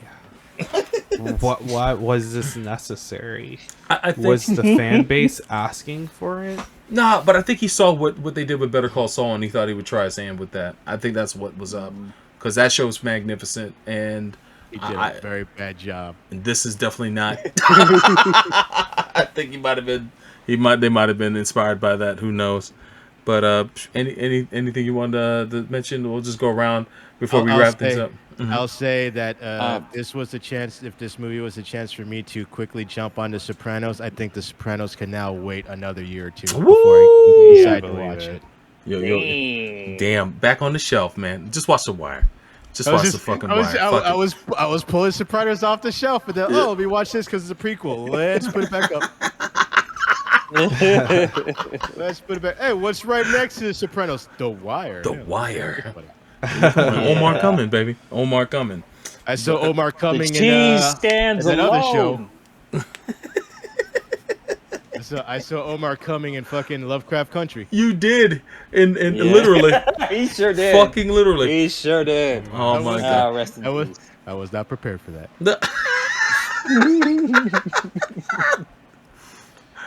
Doc, anything else before we go and wrap this up at all? Big ups to William Shatner for finally. Thank you. Yeah, I did want to mention that. In outer space. As much as it annoys me how he got up there, I am happy for William Shatner that he made it up, man. Because he plays such an iconic character, dude, and he had some really, really poignant things to say, and I think the attention that he brought to space flight will hopefully put a swift kick in the ass of the U.S. government for us to get NASA back in action. I don't know if that's going to ever happen again, but... Well, I mean, NASA's going to the moon very soon. You think so? No, I don't think so. I know so. Oh, so NASA's going to the moon? The Artemis missions are... Oh, that's actually happening. Yeah, it's very much happening. Word, okay. I mean, that's what Elon has been working on with his Starship. The purpose of the Starship they won the contract through NASA, Mm-hmm. and that is supposed to become the new workhorse to get us to the moon. And also, his main goal is to use it to get to Mars and build his Mars city. You hear that, so bro? To the moon for real this time. To the moon, son. to stay. It's not a visit. It's not a oh, can we land? No, we're setting up shop. Gonna start mining. I mean mining. To the moon is not just for Alice. Yeah. Yeah, the rest of this century is gonna be. It's funny. It's gonna be just how like the 1920s is different from right now. Yeah. You know, I feel like there's gonna be a whole generation of kids who are just like, I don't know about growing up in outer space, but the possibility of going to space to work is just gonna rise as the whole, you know, exploration continues and needs to support that industry. Because if helium-3 is really on the moon in high quantities, like having that fuel source is, you know, game-changing. So Yeah, whoever gets to the moon first gets to fucking control it, man, and that's a problem. yeah, China's there. They're on the other side of the moon. And yeah, but see, there you go. It needs to be a mutual thing amongst humans in order to get there, instead of corporations going there and fucking taking it down before the rest of us have a chance to take a stake, man. Yeah. That's fucking scares me, man. If you need a Fucking future, scares me, dude. If you need a future vision of what that fuck is, that. watch For All Mankind. I look forward to it. I look forward for the Moon Wars. The Moon Wars, The Moon Wars. Mobile Suit No, Gundam you for don't. real. Colony dropped on me. Yo, no colonies, man. I man, Australia, watch out. Yeah, Yo, Varnus, look up. Yo. Man. Oh, but guys, props to everybody who came out tonight, man. Thank you so much for being a part of this, man. We ran kind of long, but you know what? It's cool, man. You guys got extra flip the script, and I thank you guys for tuning in for the show. You guys know where to find us, man. Twitch.tv/FightersReady, YouTube.com/Shinjuku Station, Anchor.fm /flip the script as well. That's where you can find the audio feed for the show, where all the episodes are up so far. This will be uploaded tomorrow as well, so be on the lookout for that. Other than that, subscribe to Fighters Ready and over at youtube.com/Shinjuku Station. Also go to Show's channel at twitch.tv/Shoji Ramaro as well. And man, you guys do anything with your YouTube channel yet, man? Oh, not yet, but it's coming. Oh man. Yes, it is coming. So Cosmic Gallivants, just Yes. jot that down. Cosmic Gallivants. I believe I was able to make a tiny URL tinyurl.com/Cosmic Gallivants for those who want to be directly linked to that. And Yazi, yes, I am doing a Lower Decks marathon this Saturday. It'll be in the afternoon, so be on the lookout for that. I am excited. Can't wait to fucking do it, man. We're gonna knock out season 2. Peep my Twitter for the link. That's twitter.com/SoberRyu. And more details will be posted Saturday morning sometime, or Friday night. So I'll keep you guys posted. But yeah, man, I'm excited, man. Lower Deck season 2 was great, and I can't wait for Show to watch that final episode, man. Good shit. If I manage to get on the treadmill in about a couple of hours, then I'll watch. There you go. Either But that, or I'll just go fucking asleep. I'm sorry. I'm wrapping. I'm like reading the news just to see if anything surprising decided to pop up, and apparently someone recorded a fight that broke out at Halloween Horror Nights. Ooh! What? In California or Orlando? It's definitely here. I'm fucking guessing it's here. I would imagine, yeah. the article ignorant as start with the a state is. Florida man. Florida fucking man. Where's this posted? I'm grabbing the link now. I'll drop it here. It's like, okay. All right. Oh my Fight god. breaks out between guests at Universal Halloween Horror Nights. Well, there you go, Dr. Black. You were wondering what you can do down here. There you go. You go to Halloween Horror Nights. Go and jump in the my fight. God. Yo, Universal Orlando, look at this. That's God not damn, happening. I've never actually done that. I'm happy my Halloween wife wasn't Horror there. Nights. Good lord. It's a bunch of kids. I'm just They're- afraid there'll be bunch of spiders young there, and I'm just not about that. So You I gotta can't. do it on mushroom. You gotta No. do mushrooms? Yo, psilocybin, No. baby. No. Yeah. No. Yes. I can I'd rather honestly be say in a nice forest. really.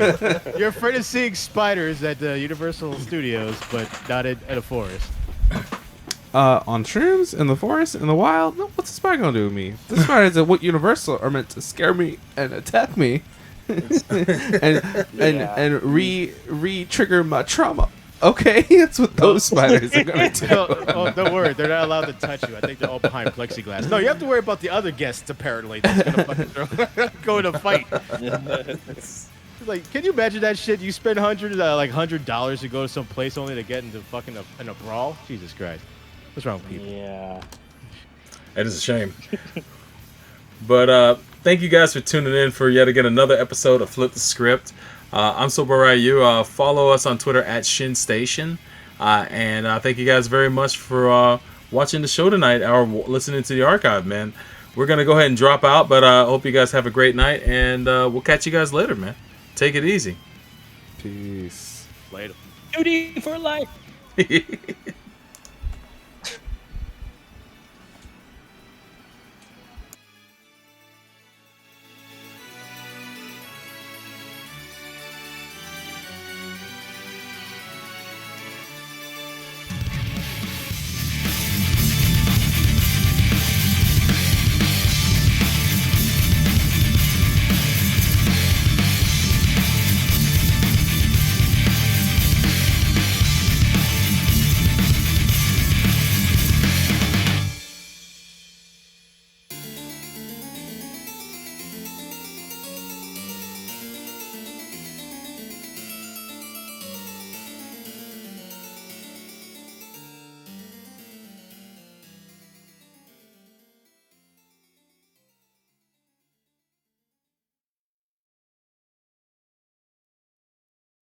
So it's been a lot of fun, but, well, I guess that's all.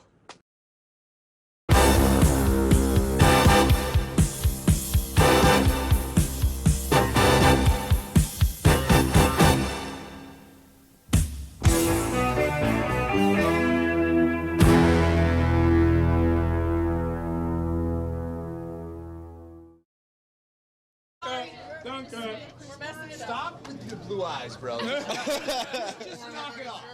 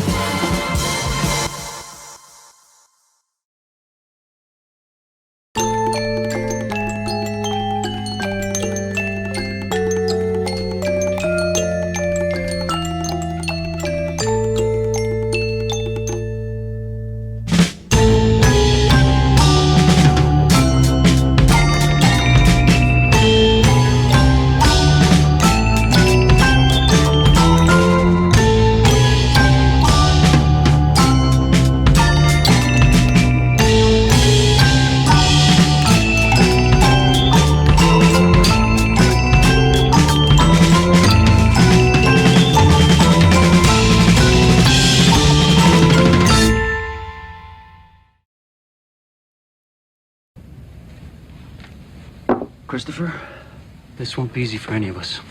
But I want you to know that we're here today because we care about you. All we ask is that you listen. Last week when I came home to learn that you had killed our dog, that was the final straw. Oh, you killed the dog? What'd you do that for? It was an accident. What was it, barking? He sat on the wall, he was high. Oh, Jesus Christ. I fell asleep. She got suffocated or something. Sylvia? When I came in to open up one morning, there you were with your head half in the toilet. Your hair was in the toilet water. Disgusting. I told you I had the flu. I said my piece, Chrissy. Great. I can't even defend myself now? You're weak, you're out of control, and you become an embarrassment to yourself and everybody else. Oh, listen to you. Guys, whoa. We said non-judgmental. Fuck that. Let him take his medicine. Seriously, Paul, you want to talk about fucking up?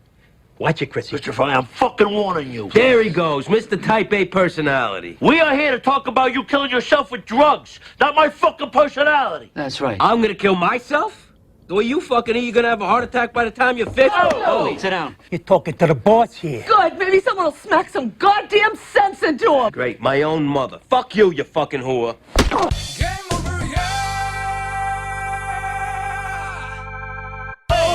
Son of a... Yo! Guys, please! Come on!